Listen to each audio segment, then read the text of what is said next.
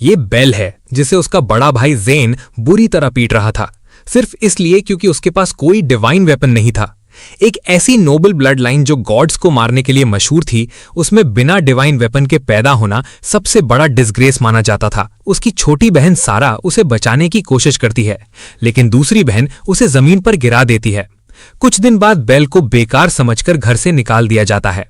लेकिन week hero की कहानियां इतनी आसानी से खत्म नहीं होती। एक दिन बेल फाइनली वापस लौटता है और सीधा सारा के रूम में जाता है, वही बहन जिसने उसकी हेल्प करने की कोशिश की थी। आंखों में आंसू लेकर वो उससे गले लगा लेता है और माफी मांगता है कि वो उसकी प्रोटेक्शन नहीं कर पाया। सारा पूरी तरह कंफ्यूज थी, उसे समझ ही नहीं आ रहा था कि क्या हो रहा है। तभी जेन रूम में एंट्री लेता है, चेहरे पर एरोगेंट स्मग के साथ, हमेशा की तरफ फाइट ढूंढते हुए। लेकिन इस बार बेल बिल्कुल सास उचीहा वाइब दे रहा था, एक्सप्रेशनलेस और काम।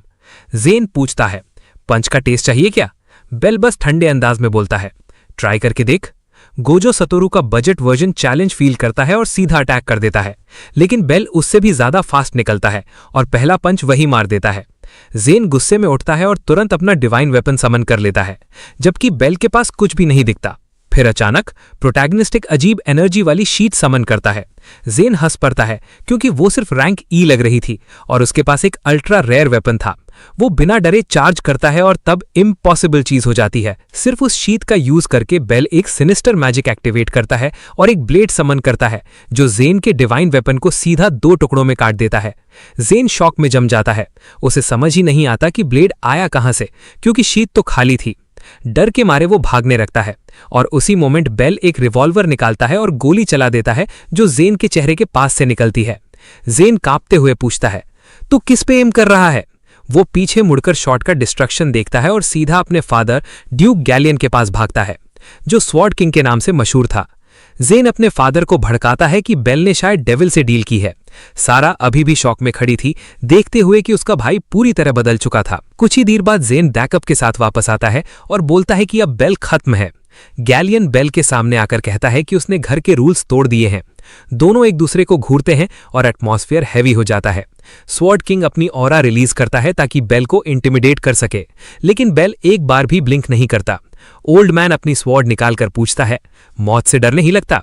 बेल बिना ज्यादा वर्ड्स वेस्ट किए अपनी मैजिक रिलीज करता है और जो लड़का कभी कुछ नहीं था वो एक साथ मल्टीपल डिवाइन वेपन समन कर देता है। ये देखकर गैलियन फ्रीज हो जाता है, उसे समझ ही नहीं आता कि उसका यूजलेस बेटा दुनिया के ग्रेटेस्ट वॉरियर्स के वेपन्स कैसे यूज कर रहा है। जिस दिन बेल को घर से निकाला गया था, उसने अपने पास बचे हुए सारे पैसे वेपन्स खरीदने में उड़ा दिए। उसे पता था कि normal attacks divine weapon users के अगेंस्ट यूजलेस हैं, इसलिए उसने हर टाइप का वेपन खरीदा और पूरे आर्सेनल को मास्टर करना शुरू कर दिया। जो भी मॉन्स्टर उसके रास्ते में आता, बेल उसे आसानी से हरा देता। तभी एक दिन एक हुडेड आदमी अचानक उसके सामने अपीयर होता है। वो अजीब आदमी कुछ बोलता है एक ऐसे लड़के के बारे में जिसमें हीरो बनने का टैलेंट है। फिर एक ब्लू लाइट फायर करके जमीन में कुछ छोड़कर गायब हो जाता है। बेल सोचता है कि वो स्वॉर्ड होगी, लेकिन जब वो पास जाता है तो वो सिर्फ एक शीथ होती है। लेकिन ये कोई नॉर्मल शीथ नहीं थी, ये थी एवेलॉन की डिवाइन शीथ, एक लेजेंडरी आर्टिफैक्ट जो 5 ग्रेटेस्ट वॉरियर्स के वेपन्स को कंटेन करती थी। बेल सालों तक ट्रेनिंग करता रहा, जब तक वो ड्रैगन्स के अगेंस्ट फाइट करने लायक नहीं बन गया। एक बैटल में उसने शील्ड ऑफ अकीलीज समन करके ड्रैगन का अटैक इजीली टैंक कर लिया। फिर स्टॉर्म हैमर यूज करके उसने ड्रैगन को एक ही ब्लो में डिस्ट्रॉय कर दिया। परफेक्ट। अब बेल ने एवेलॉन को 100% मास्टर कर लिया था और इसी पावर के साथ वो अपनी बहन को बचाने के लिए सिटी वापस लौट आया। 5 साल बाद बेल घर वापस आ चुका था, लेकिन फैमिली लैंड्स पर पहुंचते ही उसने देखा कि सब कुछ आग में जल रहा है। सिविल वॉर ने पूरे कैसल को बर्बाद कर दिया था। वो पैनिक में कैसल के अंदर दौड़ता है और एक जायंट डोर को हल्का सा खुला देखता है। जैसे ही वो अंदर जाता है, उसकी सांसें रुक जाती हैं। जमीन पर खून से लिपटी हुई सारा की बॉडी पड़ी थी। बेल घबराकर उसे उठाता है, लेकिन वो रिस्पॉन्ड नहीं करता। उस मोमेंट बेल एक ऐसी स्क्रीम निकालता है जो सिर्फ उस इंसान की हो सकती है जिसने सालों तक ट्रेनिंग की हो, सिर्फ एंड में लेट पहुंचने के लिए। तभी अचानक एक एनर्जी ब्लास्ट उसके चेस्ट को पियर्स कर देता है। रूम में कोई और भी था और उसकी मैना इतनी पावरफुल थी कि वो एस रैंक से नीचे का हो ही नहीं सकता था। वो आदमी बेल को पहचान लेता है और कहता है, जल्द ही अपनी बहन से मिलोगे। बेल तुरंत समझ जाता है, यही सारा का किलर था, लेकिन रिएक्ट करने से पहले ही उसके चेस्ट को दोबारा पियर्स कर दिया जाता है और सब कुछ अंधेरा हो जाता है। बेल जब आंखें खोलता है तो वो कंफ्यूजन में अपने हाथों को देखता है। उसे यकीन था कि वो मर चुका है। चर्च की स्टेन्ड ग्लास विंडोज और सामने खड़े प्रीस्ट को देखते ही उसे रियलाइजेशन होता है ये वही सेरेमनी थी जो सालों पहले हुई थी, और तब उसके दिमाग में सब क्लिक होता है। एवलॉन के पास सिर्फ वेपन्स की पावर नहीं थी, उसके पास टाइम को रिवर्स करने की पावर भी थी। अपनी पहली लाइफ में बेल को एवलॉन ढूंढने में सालों लग गए थे और उसे मास्टर करने के लिए उसने खून पसीना बहा दिया था। अब आर्टिफैक्ट शुरू से ही उसके पास था और 5 ओवरपावर्ड वेपन्स के साथ गेम अब कंप्लीटली बदलने वाला था। पास्ट में वापस जाते ही सबसे पहले वो सीधा सारा के पास भागा। जब उसने अपनी बहन को जिंदा देखा तो उसका दिल टूट गया, क्योंकि पिछली जिंदगी में वो उसकी लाश को अपनी बाहों में पकड़कर रोया था। और फिर जैसे तुम ऑलरेडी जानते हो, उसने अपने भाई जेन की बुरी तरह पिटाई कर दी। पुराने ड्यूक को भी पता चल गया कि बेल के पास लेजेंडरी वेपन्स है। उस पल के बाद जो बेटा पहले बेकार समझा जाता था, वही फैमिली का नया फेवरेट बन गया। दरवाजे बंद होते ही बेल ने फाइनली चैन की सांस ली। ड्यूक का प्रेशर उसके ऊपर बहुत हैवी था, उसे और स्ट्रांग बनना ही था। लेकिन एक बच्चे का बॉडी होने की वजह से ये और मुश्किल था। उसे जल्दी से डी रैंक तक पहुंचना था और उसके लिए मॉन्स्टर्स को हंट करके और मैना एब्जॉर्ब करना जरूरी था। इसीलिए वो पास के जंगल की तरफ गया। प्लान था कुछ ऑक्स को मारने का, लेकिन वहां पहुंचते ही उसने देखा कि एक ऑर्क पहले से मरा पड़ा था। उसका सर बॉडी से अलग था। लग रहा था जंगल में कोई और ही सबको स्लॉटर कर रहा था। वहां के मॉन्स्टर्स के पास बचने का कोई चांस नहीं था। उनसे भी ज्यादा डेंजरस एक बीस्ट उनका शिकार कर रहा था। उस बीस्ट की रोर पूरे जंगल को हिला रही थी, जैसे सबको वार्निंग दे रही हो कि इस जगह का असली किंग कौन है। बेल के लिए वो जंगल पुरानी यादें ले आया। अपनी पिछली जिंदगी में घर से निकाले जाने के बाद उसने कुछ टाइम यहीं ट्रेनिंग की थी, लेकिन अब सब कुछ अजीब लग रहा था। काफी देर चलने के बाद भी उसे एक भी मॉन्स्टर नहीं दिखा। तभी बुशेस के अंदर से किसी की नजर उस पर टिक गई। थोड़ी देर बाद उसे ऑर्क्स मिले, या फिर उनके बचे हुए टुकड़े। उनकी बॉडीज फाड़ दी गई थी। सीन बहुत ब्रूटल था। बेल अभी समझने की कोशिश ही कर रहा था कि अचानक एक टेरिफाइंग आवाज गूंज उठी। वो तुरंत मुड़ा और बस वक्त पर अटैक ब्लॉक कर पाया। इम्पैक्ट उसकी पावर से भी ज्यादा स्ट्रांग था और वो सीधा दूर जा गिरा। यही वो चीज थी जिससे वो बिल्कुल नहीं मिलना चाहता था, फेनरियर। इसी डी रैंक मॉन्स्टर की वजह से पूरा जंगल खाली था। बेल के पास मैना भी बहुत कम बचा था और वो सिर्फ ई रैंक के आसपास था। अगर उस वक्त भागना पॉसिबल होता तो वो तुरंत भाग जाता, लेकिन बीस्ट की आंखों में देखते ही उसे समझ आ गया कि भागने का मतलब तुरंत मौत है। अगर जिंदा रहना है तो उसे पूरी कॉन्सेंट्रेशन के साथ फाइट करनी होगी।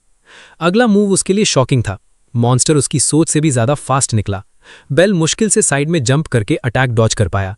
तुरंत उसने फायर स्पिनिंग पिस्टल समन की और कई राउंड्स फायर किए, लेकिन बीस्ट ने हर बुलेट डॉज कर दी। अब सिचुएशन सीरियस हो चुकी थी। मैना कम होने की वजह से बुलेट्स फास्ट इनफ नहीं थी। गन अब यूजलेस थी। बेल ने स्वॉर्ड निकाली और सीधा अटैक कर दिया। बीस्ट भी अपने डेडली क्लॉज के साथ उसकी तरफ दौड़ा। बेल स्ट्राइक के पास से स्लिप करके एक ओपनिंग तक पहुंचा और अटैक किया, लेकिन फेनरियर ने उसे भी डॉज कर दिया। ये उसने एक्सपेक्ट नहीं किया था। अब उसे पूरी स्ट्रैटेजी रीथिंक करनी पड़ी। ये फाइट उसकी जान ले सकती थी। फुल पावर में होता तो वो इस मट को कब का क्रश कर देता, लेकिन अब फ्यूरियस वुल्फ दोबारा चार्ज कर रहा था। बेल जानता था कि वो स्पीड को बीट नहीं कर सकता, इसीलिए उसने ब्लॉक करने की कोशिश की। फिर भी उसे डैमेज हुआ। धीरे धीरे बीस्ट उसे ओवर पावर कर रहा था। वो उसे कॉर्नर में पुश कर चुका था और बस अपना नेक्स्ट मील बनाने ही वाला था। लेकिन बेल अभी अभी रीबॉर्न हुआ था। वो इतनी जल्दी दोबारा मरने वाला नहीं था। उसने तुरंत अकेली शील्ड बुलाया। उस शील्ड के साथ वो डिफेंड भी कर सकता था और काउंटर अटैक भी, लेकिन क्रीचर की एजिलिटी इनसेन थी। उसने साइड से हिट किया और बेल जमीन पर क्रैश हो गया। शील्ड भी हाथ से छूट गई। इस रेड पर फाइट खत्म थी। वो उस सैविज डॉग का डिनर बनने वाला था। अब तक जो भी उसने ट्राई किया सब फेल हो चुका था। हैमर भी यूजलेस लग रहा था, क्योंकि बीस्ट बहुत फास्ट था। अब सिर्फ एक वेपन बचा था और बिना किसी और ऑप्शन के उसने उसे यूज कर लिया। बीस्ट फाइनल ब्लो देने के लिए उसकी तरफ कूदा। बेल ने आंखें बंद की और फोकस किया। अटैक लगने से 1 सेकंड पहले उसने ईजिस को बुलाया, लेकिन स्ट्रेंजली कुछ हुआ ही नहीं। उसके हाथ पर डार्क एनर्जी से बना एक गॉन्टलेट अपीयर हो गया। वो कभी इस वेपन को यूज नहीं करना चाहता था, लेकिन दोबारा मरने से तो बेटर था। फेनरियर और भी ज्यादा स्पीड के साथ उसकी तरफ आया, लेकिन अब फाइट का रिजल्ट डिसाइड हो चुका था। बेल भी अब इंसेनली फास्ट हो गया था। हैमर पकड़ते ही वो अचानक बीस्ट के ऊपर अपीयर हो गया। अब फेनरियर उसकी स्पीड को ट्रैक नहीं कर पा रहा था और अगले ही सेकंड हैमर सीधा उसके स्कल पर जा लगा।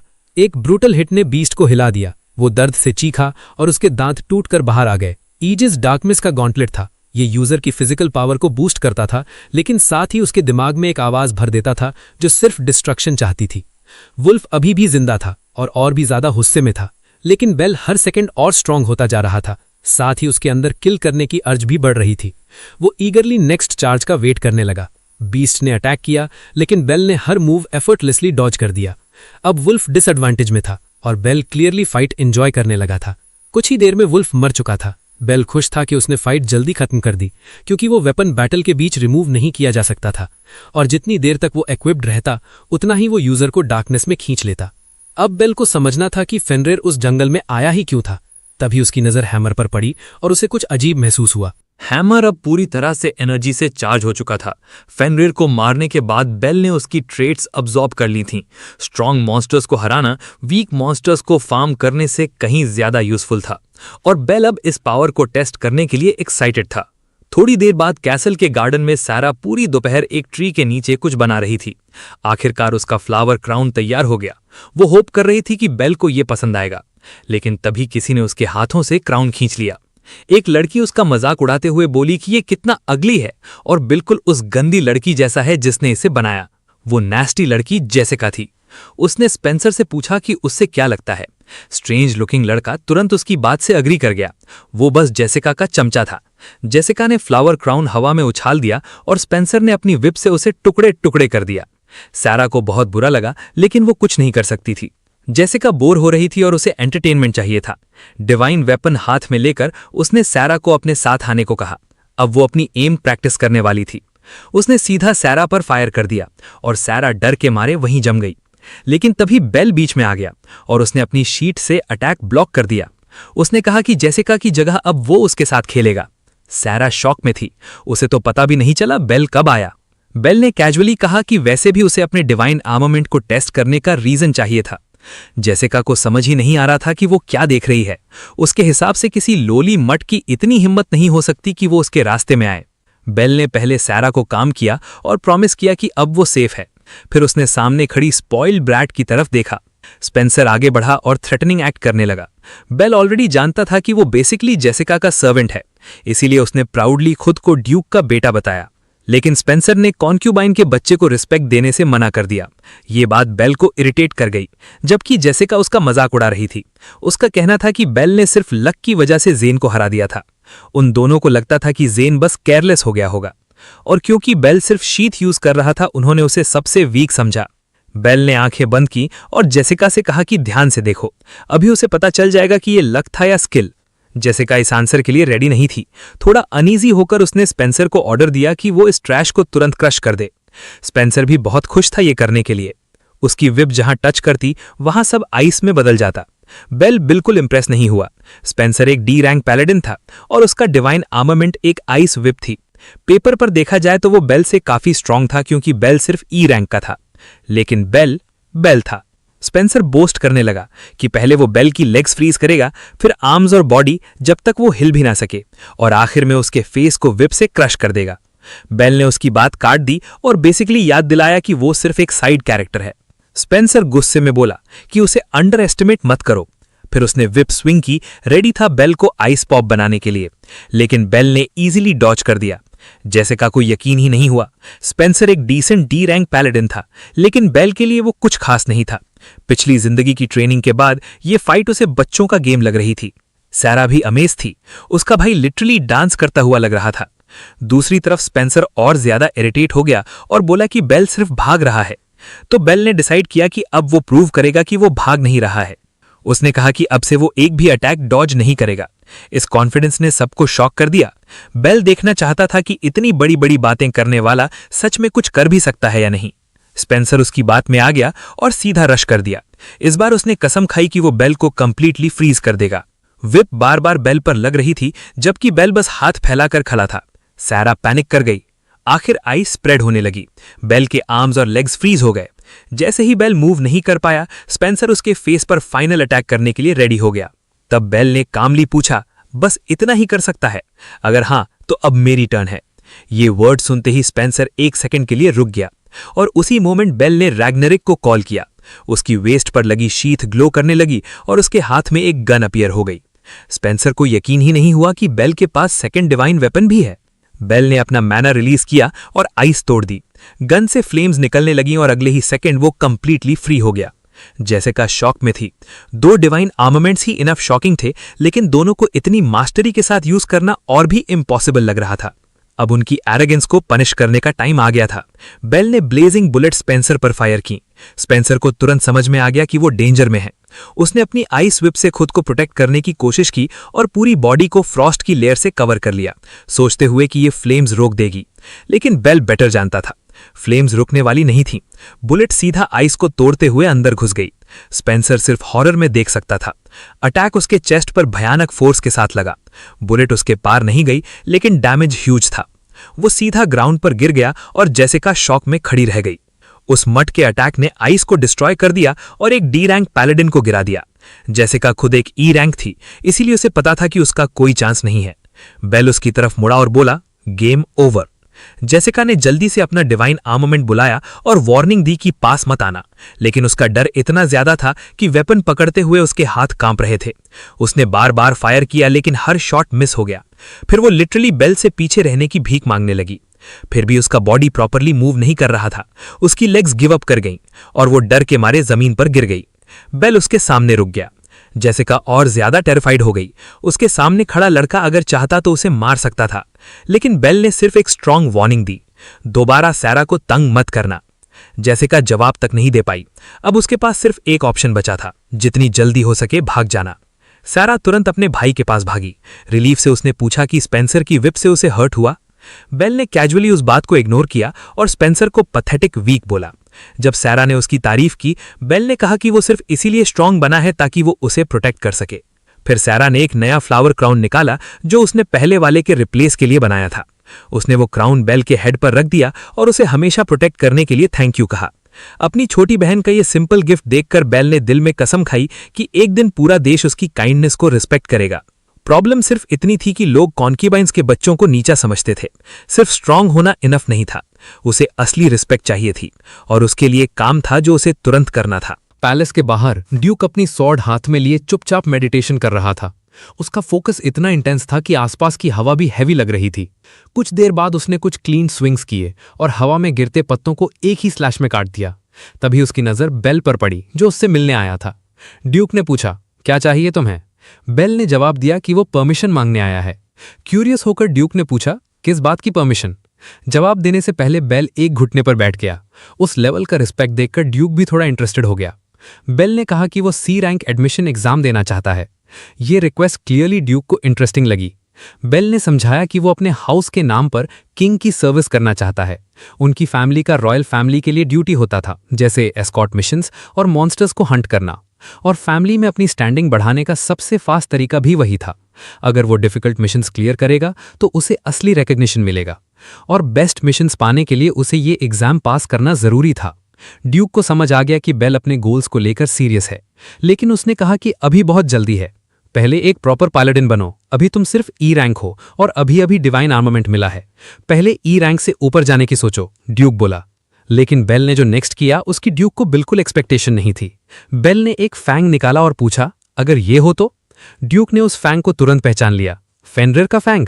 उसने तुरंत पूछा कि बेल को ये कहां से मिला। बेल ने बिना कुछ कहे अपना एक डिवाइन वेपन दिखा दिया। हैमर के अराउंड हैवी लाइटनिंग क्रैकल कर रही थी। बेल कैजुअली बोला कि फाइट थोड़ी रफ थी, लेकिन उसने उस स्टबर्न मट को टेम कर ही लिया। हैमर के आसपास लाइटनिंग देखते ही ड्यूक को समझ आ गया कि बेल अब एट्रीब्यूट्स यूज कर सकता है, और उसने एक डी रैंक बीस्ट को हरा भी दिया था। बस इतना इनफ था। बेल ने सी रैंक एग्जाम देने का हक अर्न कर लिया था। ड्यूक मान गया, लेकिन एक कंडीशन के साथ, ड्यूचे की बेइज्जती मत करना। फुल कॉन्फिडेंस के साथ बेल ने थैंक यू बोला और प्रॉमिस किया कि वो कभी डिस्ग्रेस नहीं करेगा। एग्जाम साइट पर पहुंचते ही उसने एप्लीकेंट्स की एक ह्यूज क्राउड देखी।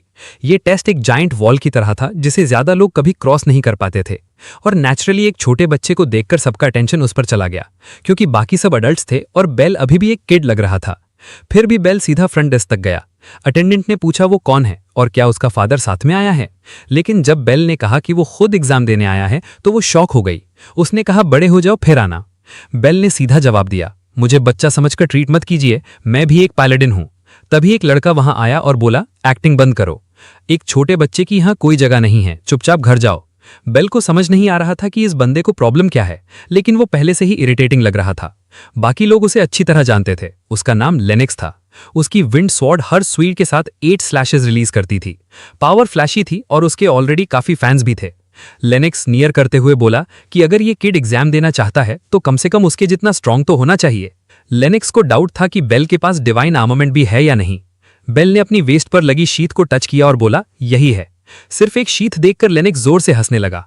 उसने कहा, कचरे से कोई फाइट करता है क्या? बाकी लोग भी हंसने लगे और बेल के आर्मामेंट का मजाक उड़ाने लगे। सब खुश थे कि उनके पास इतना पथेटिक वेपन नहीं है। लेनेक्स ने कहा कि उसे फर्क नहीं पड़ता अगर कोई क्लूलेस ब्रैट खुद को मरवाना चाहता है, लेकिन प्रॉब्लम यह थी कि बेल का एग्जाम देना ऐसा लगवा रहा था जैसे वो सब इक्वल्स हों। वापस मुड़ते हुए उसने बोला, जाकर अपनी मां की गोद में बैठो। सब खत्म होने के बाद बेल ने कामली क्लर्क से कहा कि उसका नाम रजिस्टर कर दे। क्लर्क ने पूछा कि क्या वो सच में श्योर है, लेकिन बेल बिना हेजिटेट किए एंटर कर गया। एग्जाम के लिए एक बी रैंक या उससे ऊपर के नाइट का रिकमेंडेशन लेटर और कम से कम डी रैंक स्टेटस चाहिए था। बेल ने प्रॉपर रिकमेंडेशन लेटर दे दिया। क्लर्क को अभी भी लग रहा था कि कोई चाइल्ड को रेकमेंड नहीं करेगा, लेकिन जैसे ही उसने लेटर पढ़ा वो फ्रीज हो गई। रिकमेंडेशन खुद ड्यूक ऑफ कैटास्ट्रोफी का था। तब उसे समझ आया कि उसके सामने खड़ा बच्चा ड्यूक का बेटा है। कुछ ही देर में सब एप्लीकेंट्स अरीना में गैदर हो गए। इंस्ट्रक्टर ने रूल्स एक्सप्लेन करने शुरू किए। सबसे पहले उन्हें एक डंजन में भेजा जाएगा टेलीपोर्ट स्टोन के थ्रू। उनके पास 5 घंटे होंगे वापस आने के लिए और उन्हें ज्यूअल ऑफ लाइट लेकर रिटर्न करना होगा। डंजन के अंदर सिर्फ 3 ज्यूअल्स थे, जो भी उन्हें लेकर लौट आएगा वही पास होगा। लेनेक्स को पूरा कॉन्फिडेंस था कि उन 3 स्पॉट्स में से एक उसका ही है। बाकी एप्लीकेंट्स नर्वस लग रहे थे और ऑनेस्टली बेल को उसके ओवर कॉन्फिडेंस पर एम्बैरेसमेंट हो रही थी। एक्सप्लेनेशन के बाद इंस्ट्रक्टर ने पूछा, क्या सब रेडी हैं? सब ने कॉन्फिडेंस के साथ आंसर दिया और एग्जाम तुरंत स्टार्ट हो गया। अब बेल की बारी थी टेलीपोर्ट स्टोन में एंटर करने की। रूम ब्राइट लाइट से भर गया और अगले ही सेकंड वो एक अलग जगह पर था। कुछ मोमेंट्स बाद वो डंजन केव के अंदर खड़ा था। सब कैंडिडेट्स फर्स्ट फ्लोर के डिफरेंट स्पॉट्स पर स्कैटर हो चुके थे, इसलिए बेल को अपना पाथ चूज करना था। डंजन काफी ह्यूज था, लेकिन उसके पास इनफ टाइम था और जब वो यहां आ ही गया है तो वो इसका फुल एडवांटेज लेना चाहता था। डंजन मॉन्स्टर्स से भरा हुआ था और जितने ज्यादा मॉन्स्टर्स वो मारेगा उतना ही ज्यादा मैना बिल्ड करेगा। उसने तुरंत अपना वेपन पकड़ा और डिसाइड किया कि डंजन का हर मॉन्स्टर हंट करेगा।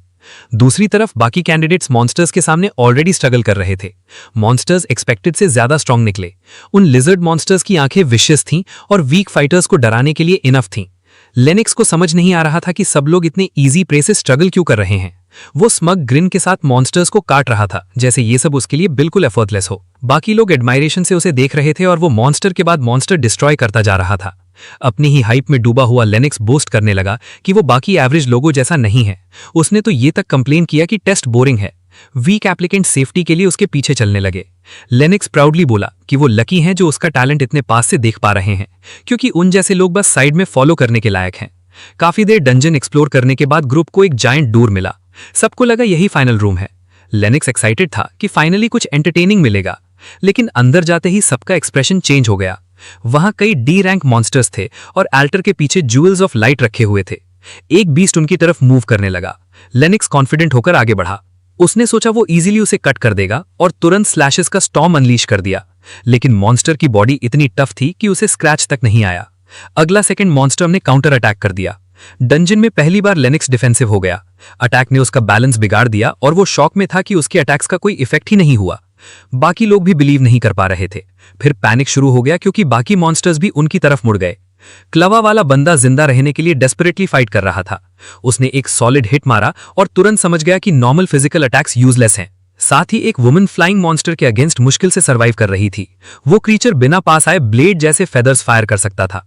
अब लेनेक्स को फाइनली समझ आया कि ये फाइनल स्टेज कितनी ब्रूटल थी। हर मॉन्स्टर स्पेसिफिकली किसी न किसी डिवाइन पावर को रेजिस्ट करने के लिए बना हुआ लग रहा था और जिस स्टिच्ड क्रीचर का वो सामना कर रहा था उसके अगेंस्ट वो कंप्लीटली हेल्पलेस था। फियर से फ्रीज होकर उसने आंखें बंद कर ली और अपने एंड का वेट करने लगा, लेकिन मॉन्स्टर अटैक करता उससे पहले ही वो डिस्ट्रॉय हो गया। लेनेक्स ने शॉक में आंखें खोली। बेल रिलीफ था। अगर वो थोड़ा लेट आता तो सिचुएशन बहुत बुरी हो जाती। वो तो मजे से मॉन्स्टर्स हंट कर रहा था, लेकिन लेनेक्स ने उसे तुरंत पहचान लिया। ये वही लिटिल ट्रैश है। तभी एक और मॉन्स्टर जो फिजिकल अटैक्स रेजिस्ट करता था सीधा बेल की तरफ दौड़ा। बेल ने तुरंत स्ट्रैटेजी चेंज की। इस एनिमी के लिए सोर्ड सही रहेगी। लेनेक्स शॉक में देख रहा था जब बेल का डिवाइन आर्मामेंट ट्रांसफॉर्म हुआ। बेल ने एक ही ब्लो में क्रीचर को कट डाउन कर दिया। फिर उसने हवा में उड़ते मॉन्स्टर की तरफ देखा। इसके लिए भी परफेक्ट वेपन है, एक ऐसा वेपन जो बार बार फायर कर सकता था। बेल ने फ्लाइंग मॉन्स्टर को बुलेट से छलनी कर दिया और वो वहीं गिर गया। बाकी सब सिर्फ शॉक में देखते रह गए। जिस लड़के की यूजलेस शीट का वो मजाक उड़ा रहे थे, वही एक्चुअली सबसे स्ट्रॉन्गेस्ट निकला। लेनेक्स को समझ ही नहीं आ रहा था कि बेल के पास एक से ज्यादा डिवाइन आर्मामेंट्स कैसे हो सकते हैं, और वो हर एक को इतनी परफेक्शन से कैसे यूज कर रहा था। लेकिन टाइम कम था, इसलिए बेल को रिमेनिंग मॉन्स्टर्स को जल्दी से क्लियर करना था। साइड में खड़ा एरोगेंट नाइट बस शॉक में देख रहा था। उसे यकीन ही नहीं हो रहा था कि एक छोटा सा बच्चा इतना स्ट्रांग हो सकता है। लेकिन बेल बिल्कुल अनफेज था। वो आराम से मॉन्स्टर्स को कट करता गया। जब रूम फाइनली सेफ हो गया तो अब सिर्फ एक काम बचा था, ज्वेल लेना। बेल सीधा ऑल्टर के पास गया और एक ज्वेल उठा लिया। बाकी दो कैंडिडेट्स तुरंत उसके पास भागे और उसकी तारीफ करने लगे, लेकिन उनकी फेक एडमिरेशन सिर्फ बेल को इरिटेट कर रही थी। अगले ही सेकंड उन्होंने अपना असली रंग दिखा दिया। अब वो उसी लेनेक्स को इंसल्ट करने लगे जिसे थोड़ी देर पहले एडमायर कर रहे थे। उनके हिसाब से बेल के सामने लेनेक्स बिल्कुल वर्थलेस था, और वो कहने लगे कि उसे आइडल मानकर उनसे गलती हुई। उस फाइट ने लेनेक्स का पूरा प्राइड तोड़ दिया था। दूसरी तरफ वो दोनों शेमलेसली एज्यूम कर रहे थे कि लास्ट के 2 ज्वेल्स वो खुद ले लेंगे। बेल ने कोई जवाब नहीं दिया। उसने बस अपना हैमर समन किया। उसके पास ऑलरेडी पास होने के लिए एक ज्वेल था, और अब वो कुछ और ज्यादा इंटरेस्टिंग करने वाला था। एक हैवी स्विंग के साथ उसने पूरा ऑल्टर ही तोड़ दिया। वो दोनों शॉक में फ्रीज हो गए। तुमने क्या किया? वो चीखने लगे। फिर उन्हें रियलाइज हुआ कि बाकी ज्वेल्स भी डिस्ट्रॉय हो चुके हैं। बेल ने अपने हाथ में बचा हुआ लास्ट ज्वेल उठाया और कामली बोला, अगर चाहिए तो मुझसे छीन लो। फिर उन्हें वो यूजलेस पैरासाइट्स कहा जो सिर्फ दूसरों के टैलेंट पर जीते हैं। ऐसे लोग जो किसी को तब तक फॉलो करते हैं जब तक वो यूजफुल हो, और फिर तुरंत उसे डिस्कार्ड कर देते हैं। बेल के नजरिए में ऐसे लोग खुद को नाइट कहने के लायक भी नहीं थे। एक बच्चे से इतनी बुरी तरह इंसल्ट होने के बाद उनका बचा कुचा प्राइड भी टूट गया। उसके बाद बेल वहां से चला गया और उन दोनों को वहीं छोड़ दिया। सरप्राइजिंगली लेनेक्स ने इस लेसन को सीरियसली लिया। उसने अपनी एरोगेंस एक्सेप्ट की, अपनी वीकनेस मानी और बेल को थैंक यू बोला, लेकिन साथ ही प्रॉमिस किया कि वो हमेशा ऐसा वीक नहीं रहेगा। बेल ऑनेस्टली उसकी ऑनेस्टी से सरप्राइज था, और उसकी आंखों में अभी भी जो फाइटिंग स्पिरिट थी उसे देखकर उसने कहा कि वो दोनों फ्यूचर में फिर मिलेंगे। डंजन के बाहर बेल सेलिब्रेट कर रहा था। अब वो ऑफिशियली एक सी रैंक नाइट बन चुका था, और जितने मॉन्स्टर्स उसने डिफीट किए थे उन्होंने उसका माना भी काफी बूस्ट कर दिया था। अब उसे सिर्फ एक चीज चाहिए थी, अपने ही हाउस में रिस्पेक्ट, ताकि वो अपने सिस्टर को प्रोटेक्ट कर सके। यही सोचकर वो ड्यूक के रेजिडेंस वापस गया ताकि गुड न्यूज शेयर कर सके। लेकिन वहां पहुंचते ही उसने देखा कि ड्यूक एक इंपॉर्टेंट मीटिंग में बिजी था। नाइट्स एक डेंजरस ऑर्गेनाइजेशन के बारे में डिस्कस कर रहे थे जो मेलिया फैमिली को ओवरथ्रो करने की प्लानिंग कर रही थी। 3 बी रैंक पैलेडिन्स उनकी टेरिटरी की तरफ मूव कर रहे थे, और ड्यूक के हाउस को ऑर्डर मिला था उन्हें एलिमिनेट करने का। अपैरेंटली एक और नोबल फैमिली ऑलरेडी उनकी वजह से सफर कर चुकी थी, और रूमर्स थे कि वो पैलेडिन्स अपने वेपन्स पर फॉरबिडन मैजिक यूज करते हैं। अब बी रैंक पैलेडिन्स को समझ में आ गया कि उन्हें यहां क्यों बुलाया गया था। ड्यूक ने क्लियरली कहा कि वो कार्मा ऑर्गेनाइजेशन को और ऑपरेट नहीं करने दे सकते, उन्हें तुरंत डिस्ट्रॉय करना होगा। तभी किसी ने नोटिस किया कि एक इंसान मिसिंग है, जिन अभी तक नहीं आया था। उसी वक्त एक यंग मैन रूम में एंटर हुआ, टेबल पर एक बुक रखी और कैजुअली पूछा कि मीटिंग किस बारे में है। सबकी नजर तुरंत उस पर चली गई। उसने काम वॉइस में कहा, डिस्कस करने जैसा कुछ नहीं है, मैं फ्यूचर ड्यूक ऑलरेडी उस ऑर्गेनाइजेशन को डिस्ट्रॉय कर चुका हूं। दूसरी तरफ एक मेड सारा के लिए फूड लेकर आई और बताया कि मील रेडी है। सारा क्वाइटली टेबल पर बैठ गई और पोलाइटली मेड को थैंक यू बोला, लेकिन मेड ने उसके थैंक्स को बेयरली नोटिस किया। सारा क्लियरली अनहैप्पी लग रही थी। वो फूड को बस ब्लैंक एक्सप्रेशन के साथ देख रही थी। तभी बेल रूम में एंटर हुआ और लाउडली अनाउंस किया कि वो आ गया है। सारा का फेस तुरंत ब्राइट हो गया। उसने कहा कि वो वॉरिड थी क्योंकि उसे नहीं पता था कि बेल कहाँ गया था। बेल ने एक्सप्लेन किया कि उसके पास एक इंपॉर्टेंट काम था और वो उसके लिए गिफ्ट्स भी लाया है। उसने टेबल पर एक प्रॉपर फुल मील रख दिया। एप्पल पाई देखकर सारा स्पेशली बहुत हैप्पी हो गई और होप करने लगी कि वो दोनों साथ में खाएंगे। लेकिन बेल सिर्फ मोमेंट एंजॉय नहीं कर पा रहा था। उसे गुस्सा आ रहा था कि सारा को रोज इतना पुअर क्वालिटी फूड दिया जाता है, सिर्फ इसलिए क्योंकि सर्वेंट्स भी कॉन्क्यूबाइन के बच्चों को नीचा समझते थे। इस बात ने बेल को और ज्यादा डिटर्मिन्ड बना दिया कि वो जल्दी से जल्दी सारा की लाइफ बेटर करेगा। वापस मीटिंग रूम में डिस्कशन अब भी चल रहा था। ड्यूक क्लियरली इंप्रेस था कि उसके एक बीटे ने अकेले ही कर्मा ऑर्गेनाइजेशन को डिस्ट्रॉय कर दिया। उसके हिसाब से इसका मतलब ये था कि जिन प्रॉबेबली ऑलरेडी ए रैंक तक पहुंच गया है। जैसे एक्सपेक्टेड था, उसका eldest son completely different level पर था। जिन टेबल पर बैठ गया और कैजुअली पूछा कि क्या फादर को और कुछ कहना है। ड्यूक ने बताया कि किंग ने उनकी फैमिली को एक और मिशन दिया है। उन्हें प्रिंसेस रिल्का को एस्कॉर्ट करना था। प्रिंसेस उनके ड्यूची के पास से ट्रैवल करेगी और उन्हें इंश्योर करना होगा कि वो सेफली अपनी डेस्टिनेशन तक पहुंच जाएं। एक नाइट ने पूछा कि क्या रॉयल गार्ड्स इनफ नहीं है। दूसरे ने पॉइंट आउट किया कि रॉयल फैमिली को अभी तक पता नहीं चलना चाहिए कि कर्मा ऑर्गेनाइजेशन खत्म हो चुकी है, इसलिए सेफेस्ट रूट रिकॉटा के थ्रू होगा। जब वो लोग डिस्कस कर ही रहे थे तभी हॉल में एक और इंसान एंटर हुआ, बेल। उसने कहा, डिसीजन लेने से पहले मेरी बात सुनिए। सबका अटेंशन इंस्टेंटली उसकी तरफ चला गया। नाइट्स ने उसे तुरंत पहचान लिया। ड्यूक अपने बेटे का टैलेंट देखकर खुशी छुपा नहीं पा रहा था। तो एग्जाम हो गया? बेल ने अपना सर्टिफिकेट दिखाया और कंफर्म किया कि वो अब ऑफिशियली सी रैंक है। इतनी छोटी एज में सी रैंक पहुंचना अनबिलीवेबल था। फिर ड्यूक ने बेल से पूछा कि बेल ने मीटिंग इंटरप्ट क्यों की। बेल ने कहा कि वो एस्कॉर्ट मिशन के लिए एक डिफरेंट रूट सजेस्ट करना चाहता है। एक नाइट शॉक में था कि एक बच्चा भी डिस्कशन में कुछ ऐड कर सकता है। बेल ने एक्सप्लेन किया कि रिकॉटा रूट पर मॉन्स्टर्स नहीं है और इसी वजह से वो जगह बैंडिट से भरी हुई है। साथ ही ट्रिप को 3 दिन लगेंगे। उसके हिसाब से एक दूसरा रूट बेटर होगा। एक नाइट ने वॉर्न किया कि वो एरिया एक्सट्रीमली डेंजरस है, लेकिन बेल मॉन्स्टर्स को अच्छी तरह जानता था। वहां मोस्टली काइमेराज और डार्क हॉरर्स होते हैं और क्योंकि दोनों नाइट हंटर्स हैं, दिन में ट्रैवल करना कंपैरेटिवली सेफ रहेगा। साथ ही जर्नी सिर्फ एक दिन में कंप्लीट हो जाएगी। नाइट को मानना पड़ा कि बेल की बात में लॉजिक है। ड्यूक ने बेल की कॉन्फिडेंस और मॉन्स्टर नॉलेज को नोटिस किया। अब बस फाइनल डिसीजन लेना बाकी था। और तब बेल ने डायरेक्टली कहा कि वो खुद ये मिशन लेना चाहता है। उसने कॉन्फिडेंटली बोला कि वो प्रिंसेस को सेफली प्रोटेक्ट कर सकता है। ये सुनते ही ड्यूक सोच में पड़ गया। तब फाइनली जिन ने भी बात में एंट्री ली और पूरा रूम टेंस हो गया। उसने कोल्ड वॉइस में पूछा कि ये मठ हमारे सामने बोल कैसे रहा है। उसकी प्रेशर इतनी ओवरवेलमिंग थी कि बाकी लोग भी डर से स्टिफ हो गए। बेल ऑलमोस्ट भूल ही गया था कि उसके बड़े भाई की प्रेजेंस कितनी टेरिफाइंग है। फिर भी उसने बैक डाउन करने से मना कर दिया। उसने अपना डिवाइन आर्मोमेंट निकाला और फर्मली बोला कि वो कंप्लीटली सीरियस है। चाहे कुछ भी हो, वो प्रिंसेस को सेफली एस्कॉर्ट करेगा। क्यूरियस होकर जिन ने पूछा कि क्या तुम्हें लगता है तुम मुझे रोक सकते हो? बेल ने जवाब दिया, एक नाइट अपने वर्ड्स पर खड़ा रहता है। जिन गुस्से में चिल्लाया और उसे चुप रहने को बोला, जैसे उसकी बात उसके लिए इंसल्ट हो। तभी रेजर, जिन का सेक्रेटरी और प्रोबेबली अब तक बी रैंक पैलेडिन, आगे बढ़ा। इंटरेस्टेड होकर जिन ने उसे बेल को टेस्ट करने का ऑर्डर दिया। रेजर ने भी अपना डिवाइन आर्मामेंट समन किया, रेडी था उस बच्चे को लेसन सिखाने के लिए, कॉन्क्यूबाइन के बच्चे को उसकी औकात दिखाने के लिए। बेल बिना मूव किए भी सराउंडिंग्स पर शार्पली फोकस था। सेक्रेटरी पहला स्ट्राइक करने के लिए मूव हुआ और बेल को इंस्टेंटली समझ में आ गया कि यह फाइट उसकी एक्सपेक्टेशन से ज्यादा टफ होने वाली है। फिर भी उसने क्लीनली अटैक ब्लॉक कर दिया। रेजर भी इंप्रेस हो गया। जिन भी बेल की स्पीड देखकर प्लीज लग रहा था, लेकिन सच ये था कि बी रैंक पैलेडिन को हराने के लिए अभी बहुत जल्दी थी। तभी ड्यूक ने फर्मली बोलकर फाइट रोक दी। उसने डिक्लेयर किया कि एस्कॉर्ट मिशन बेल ही हैंडल करेगा। रेजर ने शॉक में पूछा कि क्या ड्यूक सीरियस है, लेकिन ड्यूक ने कहा कि कर्मा ऑर्गेनाइजेशन ऑलरेडी जिन की वजह से खत्म हो चुकी है, तो ये बेल के लिए एक परफेक्ट मिशन होगा। बेल ने रिस्पेक्टफुली बो किया और प्रॉमिस किया कि वो फेल नहीं होगा। जिन बस डार्क स्माइल के साथ उसे देख रहा था, जैसे उसके दिमाग में कुछ और चल रहा हो। बेल का नेक्स्ट स्टॉप रॉयल पैलेस था। वो पहली बार वहां आया था और सीधा गेट की तरफ बढ़ा। गार्ड ने तुरंत उसे रोक दिया और बोला कि वो बस ऐसे अंदर नहीं जा सकता। बेल ने अपना इंट्रोडक्शन दिया, पैलेडिन सर्टिफिकेट दिखाया और एक्सप्लेन किया कि उसे एस्कॉर्ट मिशन असाइन हुआ है। गार्ड्स को बिलीव ही नहीं हो रहा था कि इतना यंग बच्चा ऑलरेडी सी रैंक है, लेकिन आइडेंटिटी कंफर्म होने के बाद उन्होंने उसे अंदर जाने दिया।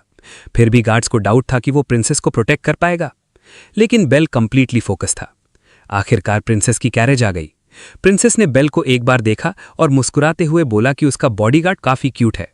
फिर उसने पोलाइटली अपोलोजाइज किया और कहा कि शायद उसे उसकी हेल्प की जरूरत ही ना पड़े। दूसरी तरफ एक आदमी अपने थ्रोन पर बैठा पूछ रहा था कि क्या प्रिंसेस ऑलरेडी निकल चुकी है।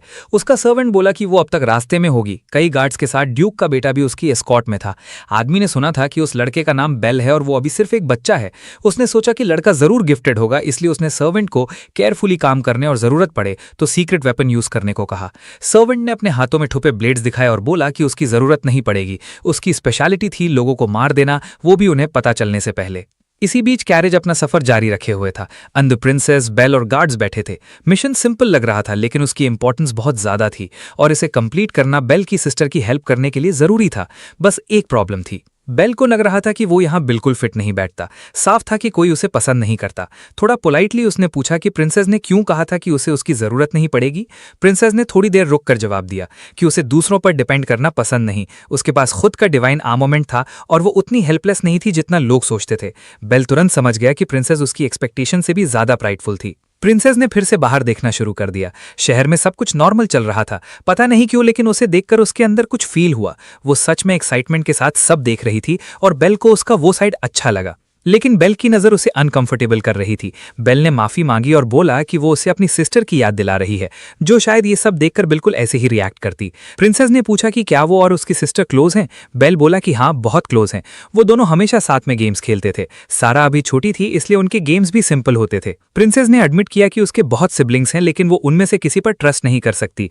बेल ने गेस किया कि ये सक्सेशन फाइट की वजह से होगा और उसे प्रिंसेस के लिए बुरा लगा। उसने बताया कि उसके घर की सिचुएशन भी कुछ अलग नहीं है। बेल बोला कि उसके सिबलिंग्स उसे और उसकी सिस्टर को बुली करते हैं क्योंकि वो कॉन्क्यूबाइन से पैदा हुए थे और अब जब उनकी मां नहीं रही तो उन्हें प्रोटेक्ट करने वाला भी कोई नहीं बचा। ये सुनकर प्रिंसेस का अटेंशन उसकी तरफ गया। बेल ने बोला कि शायद वो भी ये फीलिंग समझती होगी और अगर चाहे तो उससे बात कर सकती है, लेकिन प्रिंसेस ने तुरंत मना कर दिया। उसने कहा कि वो किसी पर डिपेंड नहीं करेगी, स्पेशली बेल पर तो बिल्कुल नहीं। फिर गुस्से में बोली कि बेल उसकी लाइफ के बारे में कुछ नहीं जानता, इसलिए ऐसे बिहेव करना रूड है। इसी वक्त सिटी वॉल्स के बाहर कोई रोड को देख रहा था। रात होने तक वो लोग शेड्यूल के मुताबिक डेस्टिनेशन पहुंच गए। हालांकि सफर ने प्रिंसेस को थका दिया था। गेट्स खुले और उनका वेलकम हुआ, लेकिन प्रिंसेस को पता ही नहीं था कि सामने खड़ा यंग मैन कौन है। उसने अपना इंट्रोडक्शन पीटर के नाम से दिया और कहा कि वो उस किंगडम का नाइट है। उसने बोला कि उन्हें खुशी है कि प्रिंसेस सेफली पहुंच गई। बेल को नाम फेमिलियर लगा, लेकिन वो याद नहीं कर पा रहा था कहाँ सुना था। उसे ये भी अजीब लगा कि उन्हें सिटी के बाहर रिसीव किया गया, जबकि एम्बुश करने वाले लोग तैयारी कर रहे थे और प्रिंसेस की एस्कॉर्ट भी वहीं बाहर थी। गार्ड्स काफी थे, लेकिन बेल को फिर भी कुछ गलत लग रहा था। तभी एक डैगर उनकी तरफ उड़ा। बेल समझ गया कि प्रिंसेस खुली जगह पर एक्सपोज्ड है। उसने बिना टाइम वेस्ट किए अपना डिवाइन आर्मामेंट यूज करके प्रिंसेस को शील्ड कर दिया। प्रिंसेस और गार्ड्स दोनों सरप्राइज हो गए। असैसिनेशन अटेम्प्ट शुरू हो चुका था और टारगेट क्लियरली प्रिंसेस थी। और भी डैगर्स उनकी तरफ आए, इतने की सिचुएशन डेंजरस बन गई। पीटर भी आगे आया और अपनी स्वॉर्ड से अटैक्स ब्लॉक करने लगा। उसने डिक्लेयर किया कि प्रिंसेस को कुछ नहीं होगा। बेल ने उसकी फाइटिंग देखकर गेस किया कि पीटर कम से कम लेवल बी का फाइटर है। असैसिन्स अटैक कंप्लीट किए बिना ही रिट्रीट कर गए। पीटर ने अपने नाइट्स को उनके पीछे भेजा और प्रिंसेस को अंदर ले जाने का ऑर्डर दिया। बेल को बाहर ही छोड़ दिया गया जब प्रिंसेस को एस्कॉर्ट करके अंदर ले जाया गया। अंदर जाने से पहले प्रिंसेस ने नर्वस होकर पीछे मुड़कर बेल की तरफ देखा। अंदर पहुंचकर उन्होंने उससे कहा कि अब वो सेफ है, लेकिन प्रिंसेस इंसिस्ट करने लगी कि वो खुद को प्रोटेक्ट कर सकती है। तभी एक नाइट ने प्रॉमिस किया कि वो उसकी गार्ड करेगा और अगले ही सेकंड उसका गला काट दिया गया। प्रिंसेस शॉक में जम गई। फिर उसे सच समझ में आया, ये सब पीटर ने किया था। अब उसे समझ में आया कि असली डेंजर तो शुरू से उसके पास ही खड़ा था। पीटर ने मरे हुए गार्ड को देखा जैसे उसकी डेथ की कोई वैल्यू ही ना हो। प्रिंसेस को समझ नहीं आ रहा था कि अब क्या होगा। पीटर कामली उसकी तरफ बढ़ने लगा। डर की वजह से प्रिंसेस अपना डिवाइन आर्मामेंट भी समन नहीं कर पा रही थी। एक क्रीपी ग्रिन के साथ पीटर ने अपना असली चेहरा दिखा दिया। अब प्रिंसेस को सच में किसी की जरूरत थी जो उसे बचा सके। अचानक विंडो टूट गई और पीटर भी सरप्राइज हो गया। उसके आदमियों में से एक तुरंत गिर गया और जो अंदर आया वो बेल था। बेल ने माफी मांगी कि वो लेट हो गया। वो ब्रोकन विंडो से अंदर आया और प्रिंसेस के सामने खड़ा हो गया। फिर उसने कहा कि बाकी सब वो हैंडल करेगा। पीटर को लगा था कि बाहर वाले गार्ड्स ट्रैप में फंस जाएंगे। उसने कभी इमेजिन नहीं किया था कि बेल उसके सामने खड़ा हो सकता है। तभी बेल को फाइनली याद आ गया कि पीटर असल में कौन है। बेल ने उसे उसके असली नाम से बुलाया, वॉन व्रिगल। पीटर शॉक हो गया कि एक बच्चा उसका सीक्रेट नाम कैसे जानता है। बेल को उसके डिवाइन आर्मामेंट की डिटेल्स तक पता थी। 2 sets powered by 3 thunder dice. इसी पावर से पीटर कई काउंट्स को मार चुका था और एक मार्किस तक को गिरा दिया था। इम्प्रेस्ड और अनईजी होते हुए पीटर ने पूछा कि बेल को ये सब कैसे पता है। बेल को अपनी पास्ट लाइफ में पीटर को जस्टिस के सामने लाना पड़ा था, इसलिए वो उसके बारे में सब जानता था। उसने कभी एक्सपेक्ट नहीं किया था कि पीटर इस बार प्रिंसेस को टारगेट करेगा, लेकिन अब जब वो कर चुका था तो बेल उसे बचकर जाने नहीं देने वाला था। बेल अभी बच्चा था, फिर भी पीटर नर्वस हो रहा था। पीटर ने माना कि ये इंटरेस्टिंग हो रहा है, लेकिन उसे अब भी लगता था कि कोई किड लेवल बी पैलेडिन को नहीं हरा सकता। नॉर्मल लोगों के लिए ये इम्पॉसिबल होता, लेकिन बेल को पीटर के अगेंस्ट जरा भी डाउट नहीं था। बेल का कॉन्फिडेंस देख पीटर इरिटेट हो गया और बोला कि वो बेल को इसका रिग्रेट करवाएगा। बेल ऑलरेडी जानता था कि पीटर का पहला मूव क्या होगा। जैसे ही पीटर ने अपने वेपन्स थ्रो किए, बेल ने सारे अटैक्स इजीली डॉज कर लिए। वो रेडी था क्योंकि उसे पता था कि एक हिडन फॉलोअप अटैक भी आएगा, राइट साइड से एक डायगोनल स्लैश।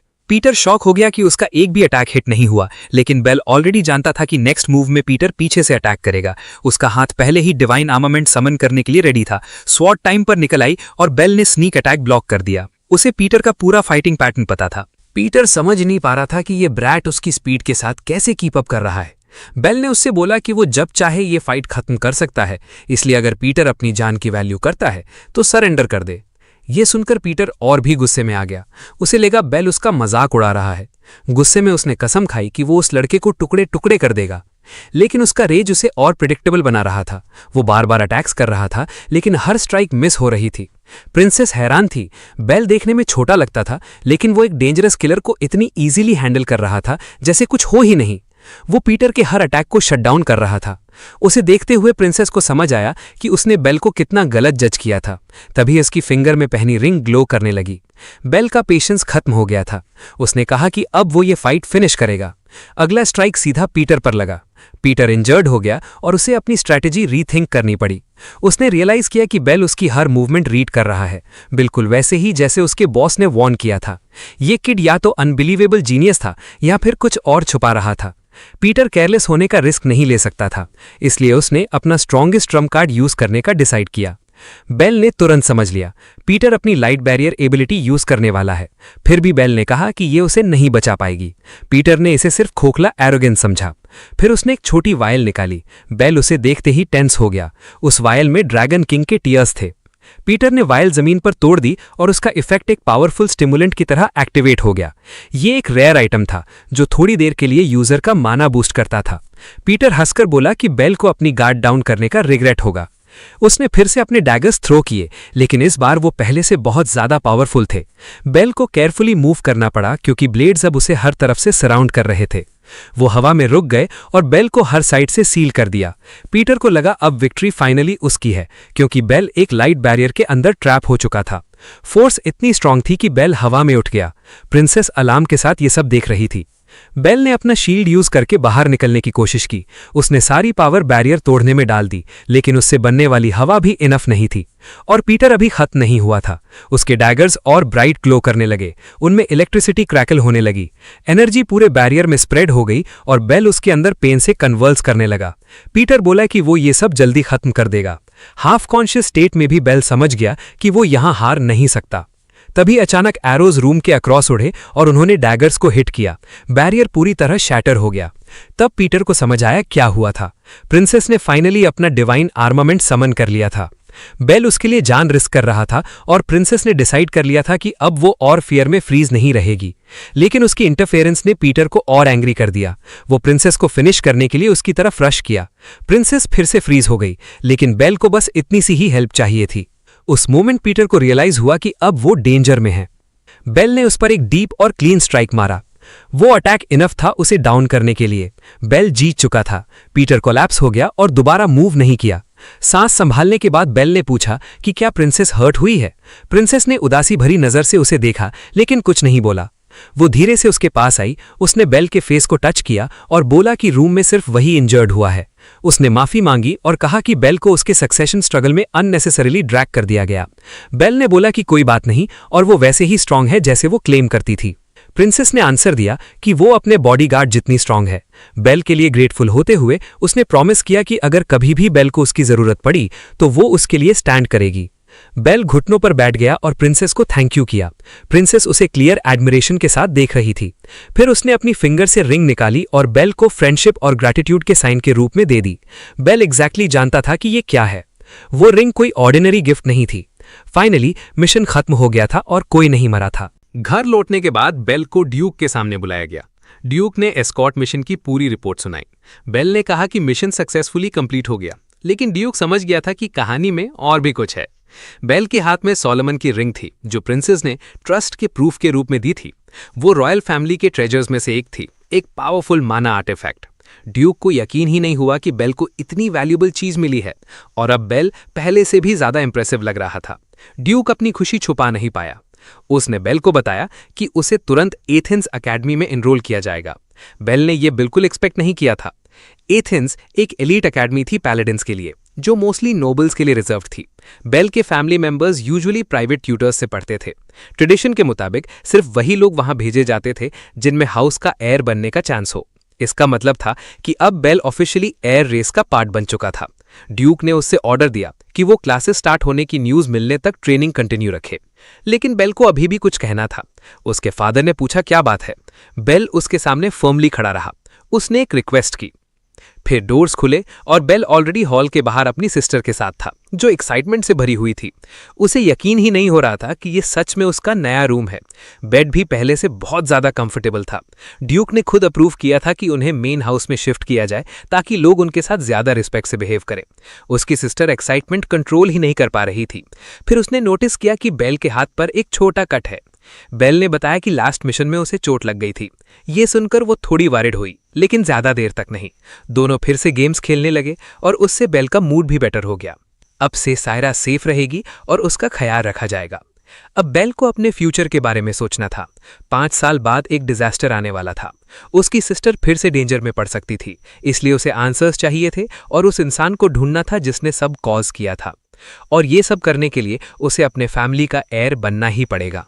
बाद में जिन का एक सर्वेंट रिपोर्ट देने आया और परमिशन का वेट करने लगा। जिन अपनी पेंटिंग से नजर तक नहीं हटा रहा था। पेंटिंग पर फोकस रखते हुए ही उसने सर्वेंट की बात सुनी। सर्वेंट ने रिपोर्ट दिया कि इलेजिटिमेट ब्रदर को अथीना एकेडमी भेजा जाएगा। जिन के बाद अब तक कोई वहां नहीं गया था, इसलिए सर्वेंट को लगा कि उन्हें बेल को अभी खत्म कर देना चाहिए। लेकिन जिन इंटरेस्टेड नहीं था। उसने फाइनली पेंटिंग साइड में रखी और बोला कि फिलहाल उसका ब्रदर कोई थ्रेट नहीं है, बल्कि बेल का स्ट्रॉन्गर होना उसके लिए बेनिफिशियल होगा। जिन को एक और चीज ज्यादा पसंद थी। सर्वेंट कंफ्यूज हो गया। तब जिन ने अपनी ट्विस्टेड नेचर दिखाई। उसने कहा कि उसे लोगों को तब क्रश करना पसंद है जब वो फुली ग्रो हो जाएं, ताकि सब कुछ एग्जैक्टली उसकी मर्जी के हिसाब से हो। ये सुनने के बाद भी सर्वेंट को लगा कि ये डेंजरस है। बेल के पास ऑलरेडी कई डिवाइन वेपन्स थे और उसने एक लेवल बी पैलेडिन को हरा दिया था। सिर्फ सेफ्टी के लिए सर्वेंट को लगा कि अभी अटैक कर देना चाहिए। उस वक्त बेल बाहर ट्रेनिंग कर रहा था। अकेडमी ज्वाइन करने से पहले वो अपनी स्पेशल एबिलिटीज को और शार्प बनाना चाहता था। प्रॉब्लम ये थी कि उसके लिए उसे बहुत सारे मॉन्स्टर्स हंट करने पड़ते। तभी उसने अपनी स्वॉर्ड के रिफ्लेक्शन में जिन के सर्वेंट को अपनी तरफ आते देखा और इंस्टेंटली गार्ड अप कर लिया। वो आदमी पोलाइटली पास आया। ये बेल के लिए सबसे अनएक्सपेक्टेड चीज थी, क्योंकि वो क्लियरली ऑपोजिट साइड का बंदा था। बेल जानता था कि वो किसकी सर्विस करता है, इसलिए उसने पूछा कि वो यहाँ क्यों आया है।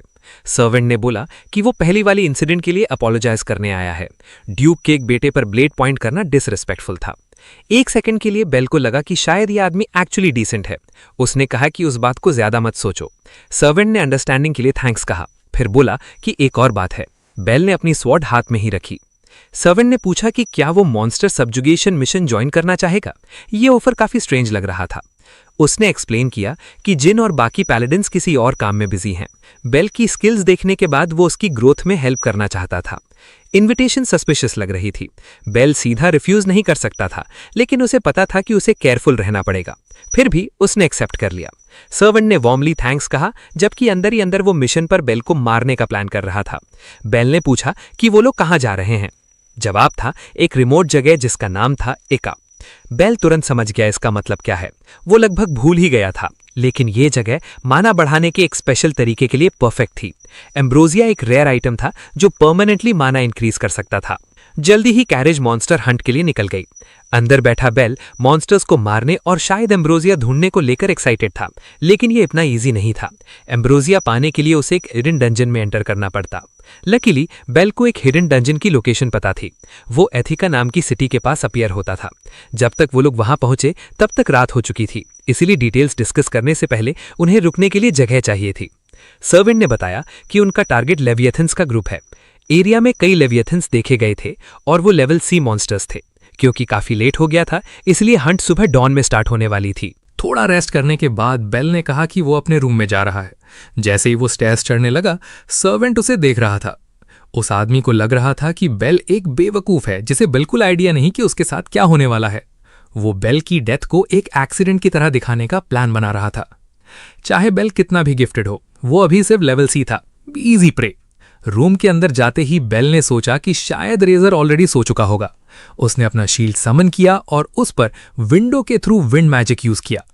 आर्टिफैक्ट एक फ्लाइंग प्लेटफॉर्म में ट्रांसफॉर्म हो गया और बेल मॉन्स्टर फॉरेस्ट के हिडन डंजन की तरफ निकल गया। वो और उसका मास्टर बहुत पहले ये जगह डिस्कवर कर चुके थे और किसी और को उसकी लोकेशन नहीं पता थी। आखिरकार वो लैंड कर गया। शील्ड गायब हो गया और बेल ने एक छोटा एंट्रेंस स्पॉट किया। उसे सोचा कि उसे डंजन मिल गया है और वो अंदर चला गया। कुछ देर बाद उसके सामने एक ह्यूज गेट था, बिल्कुल वही चीज जो वो ढूंढ रहा था। हिडन डंजन्स कलर्स के बेसिस पर रैंक्ड होते हैं। ब्लू का मतलब लेवल ए और ग्रीन का मतलब लेवल बी होता है, और अगर कोई डंजन क्लियर हो जाए तो उस रैंक के अकॉर्डिंग एम्ब्रोजिया मिलती है। ये बेल के लिए बहुत यूजफुल होने वाली थी, इसलिए उसने अंदर एंटर करने की प्रिपरेशन की। सबसे पहले उसे बॉस को डिफीट करना था। अपनी पास्ट लाइफ में बेल ने ये डंजन तब फेस किया था जब वो सिर्फ लेवल डी था। उसके मास्टर ने उसे वॉर्न किया था कि अभी बहुत जल्दी है, और सच कहें तो इवन अब भी ये काफी टफ हो सकता था। लेकिन फियर इतना स्ट्रांग नहीं था कि बेल पीछे हट जाए। उसने गेट के अंदर हाथ डाला और जैसे ही वो अंदर गया उसके माइंड में सिर्फ एक थॉट था, मुझे जल्दी स्ट्रांगर बनना होगा। डंजन के अंदर एंटर करते ही उसकी पहली मॉन्स्टर से फाइट शुरू हो गई। पहले तो मॉन्स्टर इतना डिफिकल्ट नहीं लगा। बेल फैंटम नाइट को क्लोजली ऑब्जर्व कर रहा था। वो फिर से उसकी तरफ रश करने के लिए रेडी था।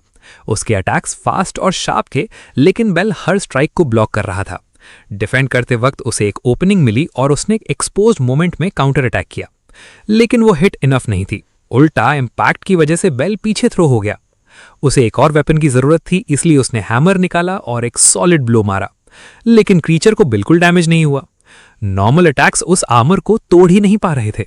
बेल को टैक्टिक्स चेंज करनी पड़ी। उसने वापस स्वॉर्ड समन की और ब्लेड को शाइन करने दिया। इस बार उसने मैजिक यूज करके अटैक किया। हिट्स कनेक्ट हुए, लेकिन आर्मर फिर भी नहीं टूटा। बेल ने पहले कभी ऐसा एनिमी फेस नहीं किया था, और उसका सिर्फ लेवल सी होना सिचुएशन को और डिफिकल्ट बना रहा था। फैंटम नाइट फिर से अग्रेसिवली प्रेस करने लगा। कॉर्नर्ड होकर बेल को जल्दी कुछ सोचना था। अगर आर्मर इतना स्ट्रांग है तो उसकी कोई वीकनेस भी जरूर होगी। बेल को लगा कि उसे आंसर मिल गया है। माना से कोटेड बुलेट काम कर सकती है। उसने अटैक में फायर स्पिटर ऐड किया और चार्ज करना स्टार्ट किया। फैंटम नाइट उसकी तरफ क्लोज आ रहा था। सिर्फ 2 सेकंड बाकी थे। एनिमी स्ट्राइक रेंज में आ गया और उसी मोमेंट चार्ज कंप्लीट हो गया। बेल ने आर्मर पर फायर किया। इस बार अटैक काम कर गया। ब्लास्ट ने आर्मर को शैटर कर दिया। क्रीचर गिर गया डिफीटेड, लेकिन रिकॉइल की वजह से बेल भी जमीन पर गिर पड़ा। फाइट खत्म होने के बाद उसने लंबी सांस ली। तो ये थी उसकी वीकनेस, एक इतना पावरफुल मैजिक अटैक जो आर्मर को पियर्स कर सके।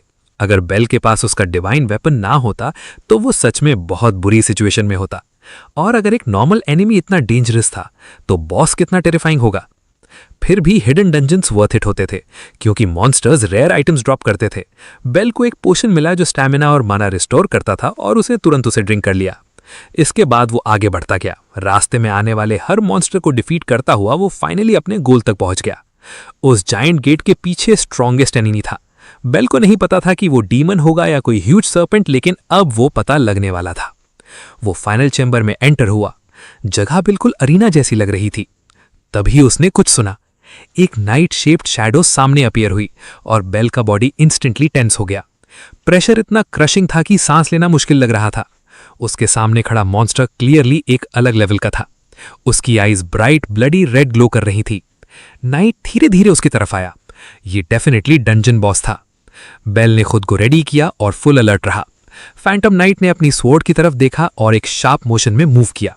अटैक स्टार्ट हो चुका था। बेल के पास रिएक्ट करने के लिए सिर्फ एक इंस्टेंट था, वरना फाइट वहीं खत्म हो जाती। जो नेक्स्ट हुआ वो डिवास्टेटिंग था। बेल थोड़ा डिस्टेंस बना पाया, लेकिन उसे लगातार अटैक्स डॉज करने पड़े। एक क्लीन हिट और वो मर जाता।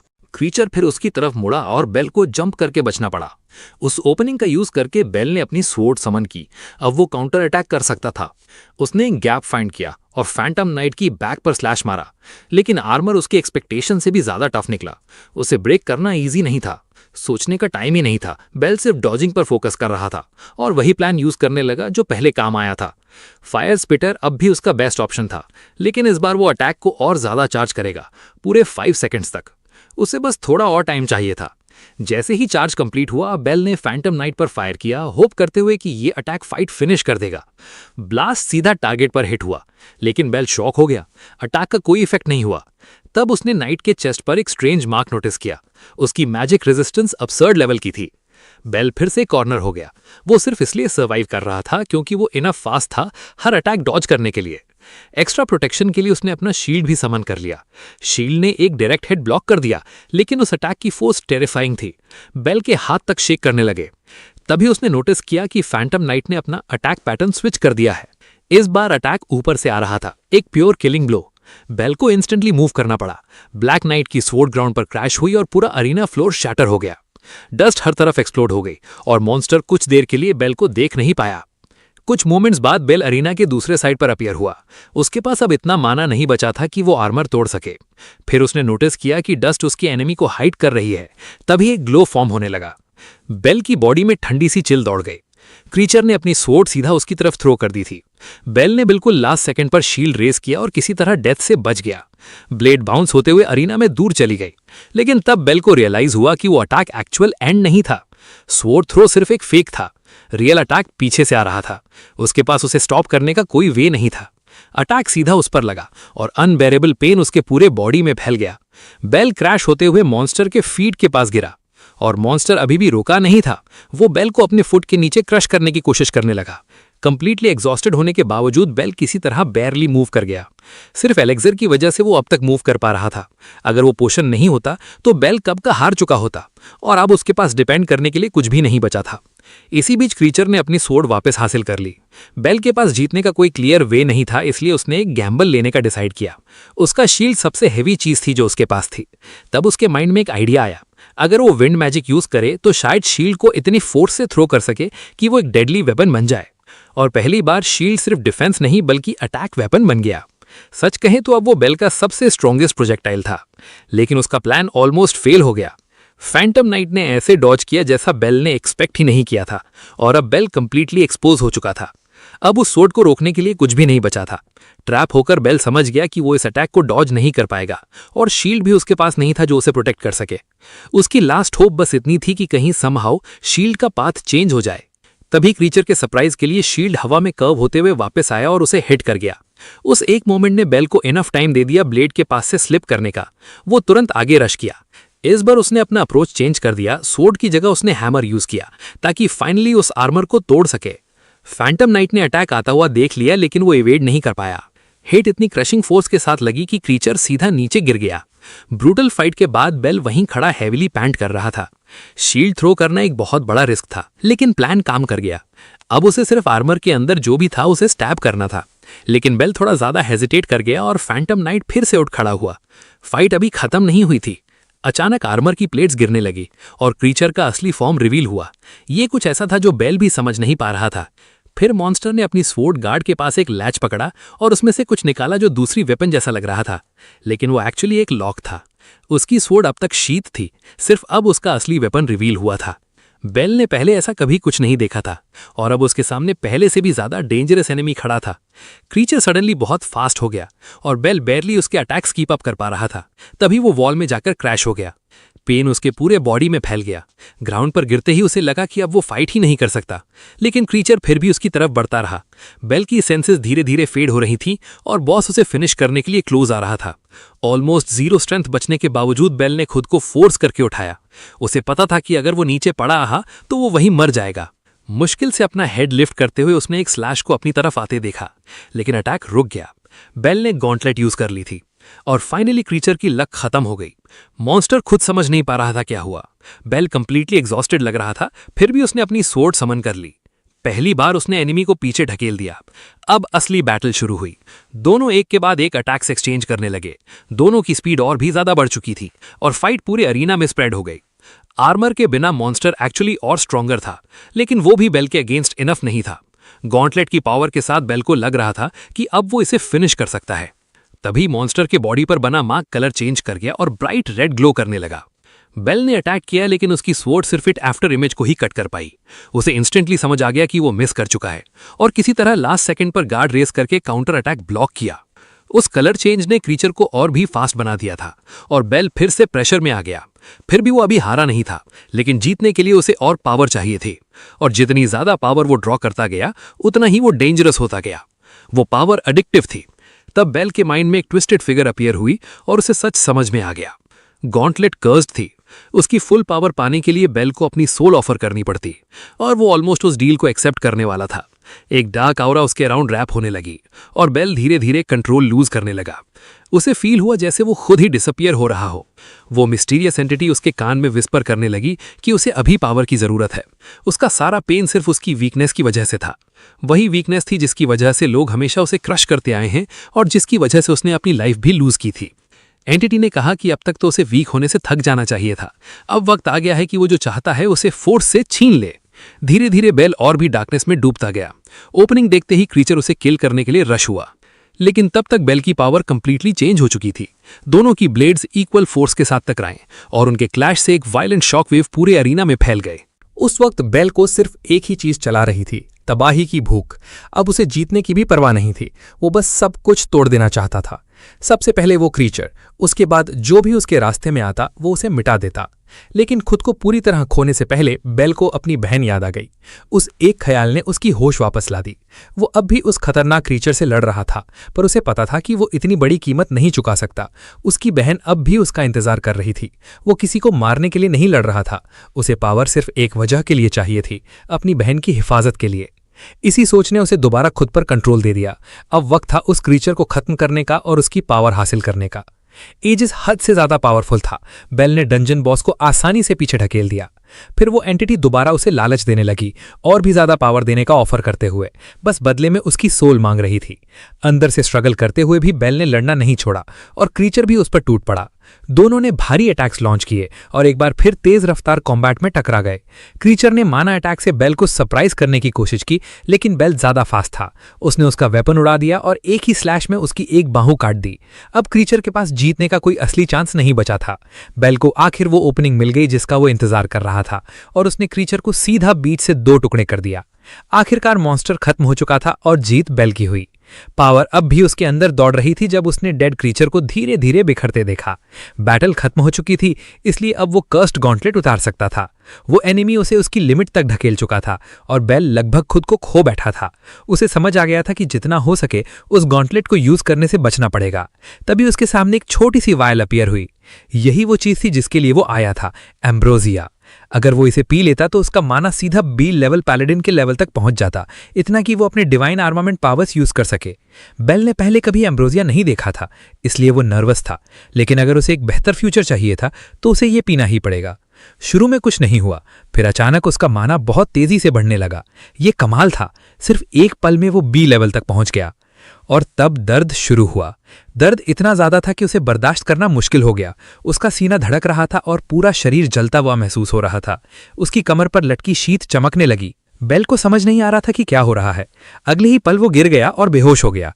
जब उसकी आंख खुली वो एक मैजिक सर्कल के बीच पड़ा था। वो अब भी शॉक में था। उसे बिल्कुल नहीं पता था कि वो कहाँ है।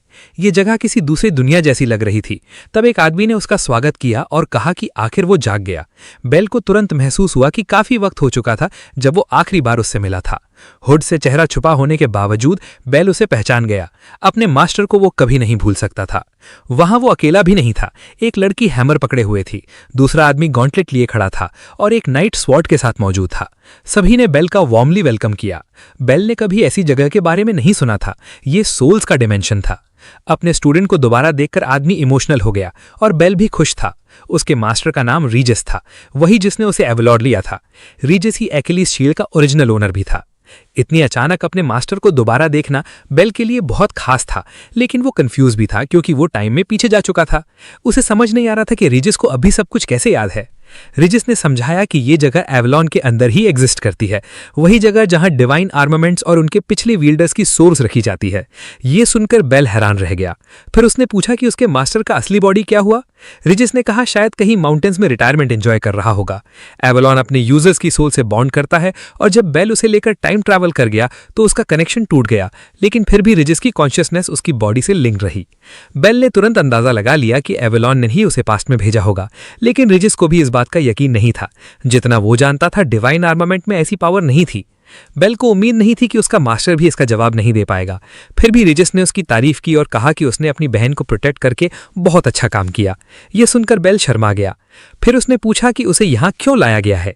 रेजिस जवाब देने ही वाला था कि तभी एक और सोल आगे बढ़ गया। उसने कंप्लेन किया कि वो लोग बहुत टाइम ले रहे हैं और बोला कि वो भी बात करना चाहता है। उसका नाम रिवन था, फायर स्पिटर्स का व्हीलियर। रेजिस ने कहा कि वो अभी अपने स्टूडेंट से बात पूरी नहीं कर पाया, लेकिन रिवन ने बस हंसते हुए कहा कि थोड़ा रिलैक्स करो, तुम कोई स्टोन गोलम नहीं हो। बेल बस कंफ्यूज होकर सब देख रहा था। उसने खुद को सिक्स्थ सक्सेसर बताते हुए रिवन से मिलकर खुशी जताई, लेकिन जैसे ही उसने हैंडशेक करने की कोशिश की, उसे समझ आ गया कि ये बस एक प्रैंक था। रिवन बहुत ही लेड बैक और मजाकिया था। बेल को समझ ही नहीं आ रहा था कि उसके साथ डील कैसे करे। बेल का कंफ्यूज्ड एक्सप्रेशन देखकर रिवन और ज्यादा हंसने लगा। उसने कहा कि सिक्स्थ सक्सेसर काफी इनोसेंट है। तब शार्लेट बीच में आ गई। उसने पॉइंट आउट किया कि न्यू कमर अभी सब कुछ समझने की कोशिश कर रहा है। रिवन ने इसे हार्मलेस जोक बोलकर टाल दिया और हारू से पूछा कि क्या वो अग्री करता है, लेकिन हारू इतना शाय था कि जवाब भी नहीं दे पाया। फोर्थ सक्सेसर होते हुए भी वो धीरे से बोला कि प्लीज उससे बात मत करो। शार्लेट ने सबको याद दिलाया कि रिवन को लोगों को तंग करना पसंद है, लेकिन रिवन ने मजाक में कहा कि इतना गुस्सा मत हो वरना रिंकल्स आ जाएंगे और तुम्हारी ब्यूटी खराब हो जाएगी। शार्लेट को यह बिल्कुल फनी नहीं लगा। उनके मास्टर ने सिचुएशन काम करने की कोशिश की, लेकिन शार्लेट क्लियरली रेजिस के एटीट्यूड से खुश नहीं थी। इससे पहले कि वो कुछ और बोलती, रिवन फिर से मजाक करने लगा। बेल के लिए अपने मास्टर को इतना रिलैक्स देखना अजीब था। इससे सिर्फ एक बात प्रूव होती थी, उसके प्रेडिसेसर्स सच में लेजेंडरी हीरोज थे। उसने पहले ही सुना था कि वो सब ईविल के खिलाफ लड़ने वाले महान वॉरियर्स थे। फिर स्वॉर्ड्समैन ने सबको फोकस करने को कहा और फर्स्ट सक्सेसर एडम ने बताया कि इस मीटिंग का एक असली पर्पस है। उन्होंने बेल को उस डिमेंशन में एक वार्निंग देने के लिए बुलाया था। ये सुनकर बेल ने पूछा, वार्निंग क्या है? सिक्स्थ सक्सेसर को अपने डिवाइन आर्म्स को सही तरह से यूज करना सीखना होगा। ये सुनकर बेल सरप्राइज हो गया। जब डिवाइन आर्म्स पूरी तरह अवेकन होते हैं तो वो बहुत ज्यादा माना रिलीज करते हैं। अगर बेल ने अभी वो पावर अनलॉक की तो उसका बॉडी शायद सर्वाइव ही ना करे। इसी वजह से उसे इतना दर्द हो रहा था। उसे अपने बॉडी के मैच्योर होने का वेट करना पड़ेगा, तभी वो उस पावर को सेफली ओपन कर पाएगा। लेकिन बेल वेट नहीं कर सकता था। उसे यकीन था कि वो अब रुक नहीं सकता। अपनी बहन को प्रोटेक्ट करने के लिए उसे हर पॉसिबल स्ट्रेंथ चाहिए थी। एडम ने समझ लिया कि बेल पीछे नहीं हटेगा, इसीलिए सिर्फ एक ही तरीका बचा था। उसने डिसाइड किया कि वो बेल को वहीं पर क्रश करके टेस्ट करेगा। एडम इतनी तेजी से मूव हुआ कि बेल को तुरंत रिएक्ट करना पड़ा, लेकिन अगले ही पल उसे एहसास हुआ एडम तो पहले ही उसके पीछे पहुंच चुका था। स्वॉर्ड के फ्लैट साइड का ब्लो उस पर लगा। एडम चाहता था कि वो समझे कि अभी भी वो काफी इमैच्योर है, लेकिन उसने एक्सपेक्ट नहीं किया था कि उसका स्ट्राइक ब्लॉक हो जाएगा। इस बात में एडम को दोबारा सोचने पर मजबूर कर दिया। रीसेंट बैटल्स के थ्रू लड़का काफी ग्रो कर चुका था, शायद वो सच में रेडी था। फिर भी उसे सबसे पहले स्वॉर्ड को प्रॉपर्ली मास्टर करना चाहिए था। सारे सक्सेसर्स इसी बात का वेट कर रहे थे। लड़के ने पूछा, क्या इसका मतलब है कि एडम ने फाइनली उसे एक्सेप्ट कर लिया है? एडम ने हाँ कह दिया। अगर वो सिर्फ एक पावर तक खुद को लिमिट रखे तो शायद उसे हैंडल कर पाएगा। इसीलिए एडम ने उसे परमिशन दे दी कि वो कैलिबर की बी रैंक एबिलिटीज अनलॉक कर सकता है। बाकी पावर्स जिनमें ए रैंक एबिलिटीज इंक्लूडेड हैं बाद में मिलेंगी, और वो एबिलिटीज एक कंप्लीटली अलग लेवल की थी। लड़के ने तुरंत कहा कि वो अभी अनलॉक करेगा। एडम को उसकी डिटर्मिनेशन पसंद आई। रिवन जो अभी भी मजाक कर रहा था, नंबर 6 को गुड लक विश करता है। सबको उम्मीद थी कि वो अपनी छोटी बहन को प्रोटेक्ट कर पाएगा। इवन वो क्वाइट यंग मैन भी उस पर नजर रखे हुए था। वो सब शैडोज से उसकी देखभाल करते रहेंगे। अब वक्त आ गया था कि लड़का अपने बॉडी में वापस लौट जाए। वो डंजन में जाग गया। दर्द गायब था, लेकिन एक अजीब फीलिंग अभी भी बाकी थी। जैसे ही उसने स्वॉर्ड की पावर को महसूस किया, वो मॉन्स्टर्स पर उसे टेस्ट करने के लिए इम्पेशेंट हो गया। फ्रैगा ऑलरेडी जानता था कि इस स्वॉर्ड में कितनी पावर है। मॉन्स्टर्स तक पहुंचने के लिए उन्हें बोट से ट्रैवल करना था, और सफर के बीच में यंग मैन ने वार्निंग दी कि लिवियाथिन्स जल्दी ही सामने आएंगे। इसका मतलब था कि फाइट के लिए रेडी होने का टाइम आ गया था। लेकिन उसे क्या पता था कि वहां मौजूद हर इंसान उसके खिलाफ प्लानिंग कर रहा था। इवन बार्बर भी उस प्लान का पार्ट था। ये मिशन शुरू से ही प्रोटैगनिस्ट को सस्पिशियस लग रहा था। आखिर बी रैंक नाइट को सी रैंक क्रीचर्स को मारने के लिए क्यों भेजा गया था, और उस नाइट को हेल्प की जरूरत क्यों पड़ती? कुछ तो गड़बड़ थी, और वो जानता था कि सरप्राइज अटैक डेंजरस हो सकता है। इसलिए वो बिना गार्ड डाउन किए उस आदमी पर नजर रखता रहा। उन्हें बताया गया कि वो क्रीचर्स के पास पहुंचने वाले हैं, लेकिन एरिया अभी भी बहुत ज्यादा काम था। तभी उसने नोटिस किया कि यम मैन ने एक नाइफ निकाल लिया है। प्रोटैगनिस्ट ने ऑयल को टाइटली पकड़ लिया। अपनी ही बाजू को काटने के बाद उस आदमी ने कहा कि पहले क्रीचर्स को ल्योर करना पड़ेगा। उसने अपने ब्लड को बेट की तरह यूज किया और बोला कि इससे मॉन्स्टर्स पागल हो जाएंगे। और वो सही था। एक क्रीचर ऑलमोस्ट इंस्टेंटली सामने आ गया और उसके बाद कई और भी आ गए, एक्सपेक्टेड से काफी ज्यादा। क्योंकि वो सिर्फ सी रैंक मॉन्स्टर्स थे, प्रोटैगनिस्ट ने सजेस्ट किया कि वो स्प्लिट अप होकर बोट को प्रोटेक्ट करे, लेकिन दूसरे आदमी ने मना कर दिया और बोला कि वो लड़के को अकेला नहीं छोड़ेगा। पहले से सस्पिशियस प्रोटैगनिस्ट ने पूछा क्यों, तभी उस आदमी ने अपना असली रंग दिखा दिया और क्लियर कर दिया कि असली टारगेट वही लड़का था। उसने तुरंत अटैक कर दिया। एक विप प्रोटैगनिस्ट की लेग के अराउंड लपेट गई और उसे तुरंत समझ आ गया कि वो मुश्किल में है। जिसने उसे पकड़ा था वो बोटमैन में से एक था। फिर उसने अपना हुड हटा दिया। वो विप को टाइटली पकड़े रहा। वो स्पेंसर था, जिसे प्रोटैगनिस्ट काफी अच्छी तरह जानता था। दूसरा यंग मैन उसे प्लान फिनिश करने के लिए कह रहा था। ब्रूट फोर्स यूज करके स्पेंसर ने प्रोटैगनिस्ट को हवा में उठा लिया। एक लेग ऑलरेडी फ्रीज हो चुकी थी, तो क्लियरली इसका एंड अच्छा नहीं होने वाला था। उसे सीधा समुद्र में फेंक दिया गया और स्पेंसर यही नहीं रुका, उसने अपनी पावर से आइस को और ज्यादा स्प्रेड कर दिया। इससे लड़के के लिए बोट तक वापस आना और भी मुश्किल हो गया। फिर वो आइस उसके साथ सिंक होने लगी। उन दोनों को पूरा यकीन था कि नीचे के मॉन्स्टर्स उसका काम तमाम कर देंगे। उनके हिसाब से वो ऑलरेडी बैटल में मर चुका था और मॉन्स्टर्स बस इंश्योर करेंगे कि वो कभी वापस ना आए। लड़के को डेस्परेटली हवा की जरूरत थी। सरफेस तक पहुंचने के लिए उसने अपनी शील्ड यूज करने का सोचा। क्योंकि शील्ड विंड क्रिएट कर सकती थी, शायद वो उसे बाहर निकाल सके, इसलिए उसने मैजिक यूज करके एयर बनाई। शील्ड के अंदर की जगह यूज करके उसने फाइनली सांस ली। उसने कभी एक्सपेक्ट नहीं किया था कि वो दोनों मिलकर उसके साथ बिट्रेयल करेंगे। वो रेजर से कॉशियस था, लेकिन उसे नहीं पता था कि एक और ट्रेटर भी है। बोट के अराउंड का सरफेस पूरा फ्रीज हो चुका था और वो उसकी सबसे बड़ी प्रॉब्लम भी नहीं थी। बहुत सारे मॉन्स्टर्स उसके आसपास घूम रहे थे। सबसे पहले उसे ट्रैप्ड लेग को फ्री करना था। उसकी शील्ड आइस तोड़ने के लिए इनफ होनी चाहिए थी। आखिरकार वो फ्री हो गया, लेकिन उसका एंकल हर्ट हो चुका था। शायद विप के कट की वजह से हुआ था। मॉन्स्टर्स ने उसके ब्लड की स्मेल ले ली और उसने तुरंत अपनी स्वॉर्ड समन कर ली। वो आउटनंबर्ड था, लेकिन ये उसके लिए परफेक्ट ट्रेनिंग चांस भी था। रीबोर्न होने के बाद ये उसका पहला मेजर टेस्ट था और अब वो फाइनली अपनी न्यूली गेन्ड एबिलिटी यूज कर सकता था। उसने सबसे पहले एक क्रीचर को टारगेट किया। स्वॉर्ड चमकने लगी, एनर्जी का एक पावरफुल ब्लास्ट निकला और उसके अराउंड लाइट की और स्वॉर्ड्स फॉर्म होने लगी, जिसने सारे थ्रेट्स को वाइप आउट कर दिया। काफी टाइम हो गया था जब उसने ये पावर लास्ट टाइम यूज की थी। उसने स्टार ब्लेड फॉर्मेशन को समन कर दिया और अब फाइनली वो हंट का असली मजा लेने वाला था। और भी क्रीचर्स उसकी तरफ दौड़ पड़े, लेकिन हवा में तैरती स्वॉर्ड्स उन्हें रास्ते में ही काट दी थी। वो सीधा अपने टारगेट की तरफ शूट हुई। यही थी कैलिबर्न की असली पावर। वो चमकती हुई स्वॉर्ड समन कर सकती थी, जो खुद उड़ती थी और असली ब्लेड की तरह ही डेंजरस कट्स देती थी। कुछ ही देर में सारे क्रीचर्स खत्म होने वाले थे। ऊपर सरफेस पर भी सिचुएशन इजी नहीं थी। वो लोग फ्रोजन वाटर को फुटिंग बनाकर मॉन्स्टर से फाइट कर रहे थे। बिट्रेयल को 5 मिनट बीत चुके थे। अब तक उन्हें पूरा यकीन हो गया था कि लड़का मर चुका है। स्पेंसर ने रेजर की तारीफ की और बोला कि उसका प्लान ब्रिलियंट था। ऊपर से रेजर मॉन्स्टर्स को आसानी से काट रहा था और कह रहा था कि वो कंप्लीटली अलग लेवल पर है। वो खुश था कि लड़का उसके साइड में था, वरना मॉन्स्टर्स की तरह मर गया होता। फिर भी उसे लगता था कि किड फ्यूचर में यूजफुल हो सकता था। तभी उसके पैरों के नीचे की आइस क्रैक होने लगी। जैसे ही क्रैक स्प्रेड हुई, वो देखने के लिए आगे बढ़ा कि हो क्या रहा है, लेकिन अचानक उस पर अटैक हो गया। दूसरा यंग मैन शॉक में रह गया। नीचे पानी के अंदर कुछ बहुत बड़ा हुआ था। आइस के बीच एक मैसिव होल खुल गया और ये बहुत बुरी खबर थी। एक जायकेंटिक क्रीचर बाहर निकला, जैसे सबको निगलने के लिए रेडी हो। उसका एक टेंटिकल पानी से बाहर निकला। उसे पकड़े जाने से बचने के लिए तुरंत मूव करना पड़ा। ये मॉन्स्टर बी रैंक का था। नॉर्मली इसे हराने के लिए सेम रैंक के कई पैलेडिन्स की जरूरत पड़ती। एक गलती उसकी जान ले सकती थी और क्रीचर के पास अटैक करने के एक से ज्यादा तरीके थे। उसने प्रोजेक्टाइल्स की बराज उस पर लॉन्च कर दी। नाइट ने सब डॉज कर लिए। अब उसे पास आते टेंटिकल से डील करना था। उसे पता था एक रॉन्ग मूव उसकी डेथ बन सकता है। जितनी जल्दी वो फाइट फिनिश करेगा, उतने ज्यादा उसके सर्वाइवल चांसेस होंगे। उसका डिवाइन आर्मामेंट उसे माना को वेपन्स में पोर करके हर स्ट्राइक के थ्रू रिलीज करने देता था। क्योंकि इसका मैकेनिज्म सिंपल था, इसके ब्लास्ट्स बहुत ज्यादा पावरफुल होते थे। उसे यकीन था कि एक क्लीन हिट ही मॉन्स्टर को खत्म कर देगी, लेकिन मॉन्स्टर उसके सोच से ज्यादा स्मार्ट निकला। नाइट ने फाइनली अपना स्ट्रॉन्गेस्ट ब्लो अनलीश किया और डायरेक्टली बीस्ट को हिट किया, लेकिन रिजल्ट उसकी एक्सपेक्टेशन से बिल्कुल अलग था। क्रीचर ने दूसरे मॉन्स्टर की बॉडी यूज करके हिट को ब्लॉक कर दिया। इससे फाइट उसके लिए और डेंजरस हो गई। अब मॉन्स्टर पूरी तरह से एनरेज्ड हो चुका था। उसकी जान सच में डेंजर में थी। उसे वापस बोट की तरफ रिट्रीट करना पड़ा। आइस टूट चुकी थी, इसलिए उसके पास खड़े होने की जगह नहीं बची थी और ना ही क्रीचर के पास जाने का वे। और पानी के अंदर के सारे मॉन्स्टर्स अब एक और प्रॉब्लम बन गए थे। वो बोट पर जंप करने लगे, सबको मारने की कोशिश करते हुए। इस वजह से उसे उन पर फोकस करना पड़ा, और इसी डिस्ट्रैक्शन की वजह से वो एक टेंटिकल को नोटिस नहीं कर पाया जब तक वो सीधा उसके फेस पर स्लैम नहीं हो गया।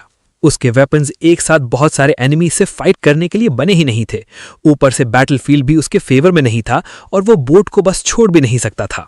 उसने देखा कि और मॉन्स्टर्स उनकी अराउंड गैदर हो रहे हैं। जितनी देर वो वहां रुकते, सिचुएशन उतनी ही डेडली होती जा रही थी। लेकिन मॉन्स्टर से भी ज्यादा शॉकिंग चीज अब सामने आई।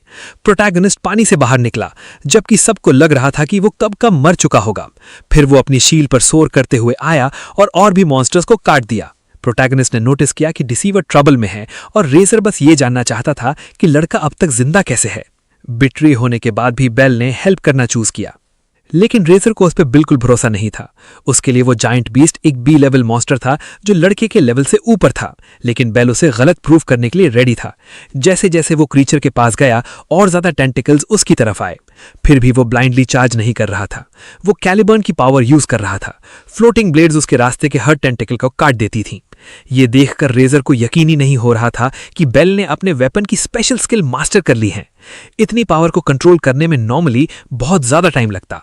बेल ने डिक्लेयर किया कि वो मॉन्स्टर को टुकड़े टुकड़े करके मछलियों को खिला देगा। क्रीचर ने जवाब में फिर से अटैक प्रिपेयर कर लिया। उसने वाटर ब्लास्ट्स लॉन्च किए, लेकिन बेल एक सेकंड के लिए भी पैनिक नहीं हुआ। अगर वो अटैक्स लग जाते तो पूरी बोट डिस्ट्रॉय हो सकती थी, इसलिए बेल ने अपना जवाब रेडी किया। उसने लाइट ब्लेड्स का शेप चेंज कर दिया और सबको वापस मेन स्वॉर्ड में खींच लिया। सारी स्कैटर्ड स्वॉर्ड्स मिलकर एक ग्लोइंग ब्लेड बन गई जो एक फोकस्ड एनर्जी बीम फायर करने लायक थी। मॉन्स्टर का अटैक बेल के काउंटर से टकराया, लेकिन बेल की पावर ज्यादा स्ट्रांग थी। उसका स्ट्राइक सीधा मॉन्स्टर की बॉडी को पियर्स कर गया और वो उसके पार निकल गया जब ब्लेड्स ने मॉन्स्टर को चीर दिया। आखिरकार मॉन्स्टर डिफीट हो गया। उस हिट के बाद वो कंप्लीटली फाइट से बाहर हो चुका था। उसकी बॉडी 2 हिस्सों में स्प्लिट हो चुकी थी। रेजर को यकीन ही नहीं हो रहा था कि लड़के ने ऐसा कुछ कर दिखाया। जब बेल वापस बोट पर आया, उसने क्लियर कर दिया कि अब स्पेंसर की बारी है, उस बिट्रियल के लिए जो उसने पहले किया था। जिनका सर्वेंट पहले ही समझ गया था कि लड़का फ्यूचर में उसके मास्टर के लिए सीरियस प्रॉब्लम बनेगा। इतनी पावर देखने के बाद भी स्पेंसर बेल को मारना चाहता था। वो गुस्से में चिल्लाया कि कोई बैस्टर्ड चाइल्ड कभी भी बी लेवल पैलेडिन को नहीं हरा सकता। जैसे ही बेल उसकी तरफ बढ़ा, वो हैरान था कि स्पेंसर अब भी सोच रहा है कि वो जीत सकता है, क्योंकि बेल पहले ही स्पेंसर को स्नीक अटैक में यूज कर चुका था। इसलिए उसे लगता था कि अंदर ही अंदर वो आदमी डरा हुआ है। कुछ पल के लिए दोनों नाइट्स एक दूसरे को देखते रहे, जैसे एक दूसरे की स्ट्रेंथ को मेजर कर रहे हों। फिर दोनों ने एक साथ अटैक कर दिया। उनके वेपन्स फाइनली टकरा गए। शुरू में बेल ओवरवेल्म नहीं लगा, लेकिन जल्द ही रेजर ने रॉ स्ट्रेंथ का डिफरेंस दिखा दिया और बेल को पीछे उड़ा दिया। क्लियरली एक फाइटर दूसरे से ज्यादा पावरफुल था। रेजर को लगता था कि सिर्फ यही बात बैटल डिसाइड कर देगी, लेकिन बेल अब अपनी सॉर्ड की स्पेशल पावर यूज कर सकता था। उसने एक लाइट ब्लेड सीधा रेजर की तरफ भेजा। रेजर जानता था कि वो ब्लेड्स कितनी डेंजरस हैं, इसलिए वो तुरंत सीरियस हो गया। सिर्फ एक ब्लेड आ रही थी तो उसे ब्लॉक करना इजी लग रहा था, लेकिन बेल ने उसे ट्रैप की तरह सेट किया था ताकि वो रेजर के ब्लाइंड स्पॉट पर हिट करे। रेजर ने अपनी डिवाइन वेपन स्किल यूज की और लाइट ब्लेड को डिस्ट्रॉय कर दिया। जैसे ही वो फेड हुई, उसे पूरा यकीन हो गया कि बेल कभी भी उस पर रियल हिट नहीं कर पाएगा। अब तक फाइट काफी इवन लग रही थी, लेकिन एक बी लेवल पैलेडिन को हराना इतना सिंपल नहीं था। बेल का माना इतनी स्किल्स यूज करते करते रैपिडली ड्रेन हो रहा था। इस वजह से उसके पास बस एक लास्ट सॉर्ड बच गई थी। रेजर के एक्सपीरियंस ने उसे बता दिया कि बेल ये पावर हमेशा यूज नहीं कर सकता।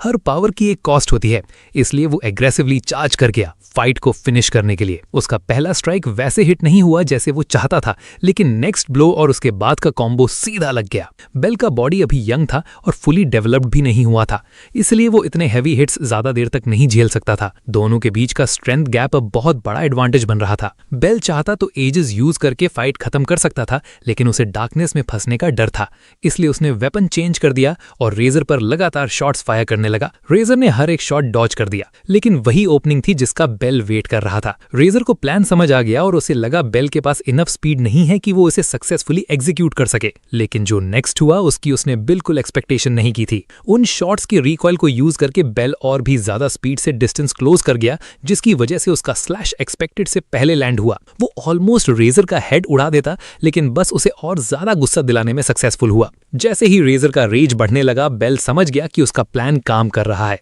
क्योंकि उसी वक्त लास्ट लाइट ब्लेड ने अटैक किया जब रेजर ऑफ गार्ड था और वो सीधा उसकी बैक के थ्रू पियर्स कर गई। रेजर ने वो अटैक आते हुए देखा ही नहीं और इतनी सीरियस वुंड का मतलब था कि फाइट ऑलमोस्ट खत्म हो चुकी थी। रेजर को समझ आ गया कि उसने बेल के प्लान को कंप्लीटली गलत समझ लिया है। अब वो प्रॉपरली फाइट कंटिन्यू नहीं कर सकता था।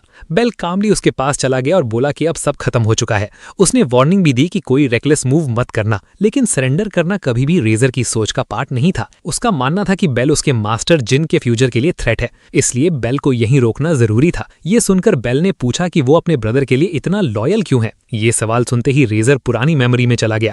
उस बैटल में वो कंप्लीटली टूट चुका था। उसके पास बिल्कुल स्ट्रेंथ नहीं बची थी और वो मूव भी नहीं कर पा रहा था। वो उसकी लिमिट थी। तब एक आदमी उसके पास आया और उसकी रूइंड बॉडी के पास रुक गया। उसने अंदाजा लगाया कि शायद वही मर्सनरी है जो इतने क्राइम्स के पीछे था। बची कुची स्ट्रेंथ से रेजर ने उसकी तरफ देखने की कोशिश की। यंग मैन ने एक छोटा फ्लास्क निकाला और उसका लिक्विड रूइंड रेजर पर डाल दिया।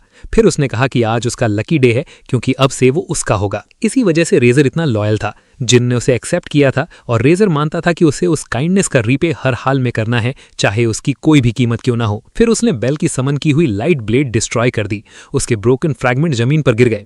बेल समझ गया कि उसका एनिमी ऑलरेडी डिसाइड कर चुका है कि ये बैटल कैसे एंड होगी। बेल पहले रेजर को सिर्फ एक क्रिमिनल समझता था, लेकिन अब वो उसके नाइट वाले प्रॉमिस की रिस्पेक्ट करने लगा था। अब से दोनों फुल पावर पर फाइट करने वाले थे। रेजर अब भी गुस्से में जल रहा था और ड्यूअल कंटिन्यू करने के लिए रेडी था, लेकिन बेल ने ये एबिलिटी पहले भी देखी हुई थी। वो पावरफुल थी, लेकिन चार्ज होने में टाइम लगता था। इसलिए बेल ने डिसाइड किया कि वो पहले अटैक करेगा। उसने बिना डिले के अटैक लॉन्च कर दिया। जैसे ही बेल क्लोज इन हुआ, रेजर एक सडन मूव से ऑफ गार्ड हो गया। बेल का नी सीधा उस पर स्लैम हुआ और उस मूवमेंट पर रेजर को समझ आ गया कि वो एक मॉन्स्टर के हाथ धोखा खा गया है। अब वो डिफीट के बिल्कुल एज पर था। खुद को संभालते हुए उसने वार्निंग दी कि फाइट अभी खत्म नहीं हुई है। उसके पास एक लास्ट चांस अभी भी था। एक टाइनी सॉर्ड फ्रैगमेंट अभी भी बचा हुआ था और वो बेल की बैक पर एक एंड टू एंड स्लैश मार गया। उस फाइनल हिट के बाद बेल मूव नहीं कर पा रहा था। रेजर को लगा था कि उसने सारी ब्लेड्स डिस्ट्रॉय कर दी हैं, लेकिन सैडली वो गलत था। बेल ने बस ऐसा इल्यूजन क्रिएट किया था। उसी ट्रिक ने बेल को अपना विनिंग प्लान बिल्ड करने दिया। ऐसा लग रहा था जैसे बेल का बैटल सेंस रेजर से भी ज्यादा डेंजरस हो, जो बिल्कुल इम्पॉसिबल लगता है। अगर रेजर ने अपना लास्ट हिडन कार्ड सेव ना किया होता तो वो पक्का हार गया होता। फिर भी बेल ने एक बी लेवल पैलेडिन को हरा दिया था। ये प्रूव करता था कि वो कितना ग्रो कर चुका है। शिप अपना सफर कंटिन्यू करती रही और फाइनली कॉन्टिनेंट के सिटी तक पहुंच गई। सैरा अपने बिलवेड ब्रदर को ढूंढ रही थी, लेकिन उसे वो कहीं नहीं मिला। वो कैसल के अंदर हर जगह सर्च करती रही, फिर भी उसका कोई साइन नहीं था। लेकिन उसने होप नहीं छोड़ी। फिर उसने सोचना शुरू किया कि शायद वो अभी तक वापस ही नहीं आया। प्रॉब्लम ये थी कि जिस जॉब के लिए वो गया था वो तो अब तक कंप्लीट हो जाना चाहिए था। तभी उसने खुला हुआ डोर नोटिस किया। वो लाइब्रेरी थी। शायद उसका ब्रदर वहां हो, ये सोचकर वो अंदर चली गई, लेकिन वहां उससे कोई और मिला।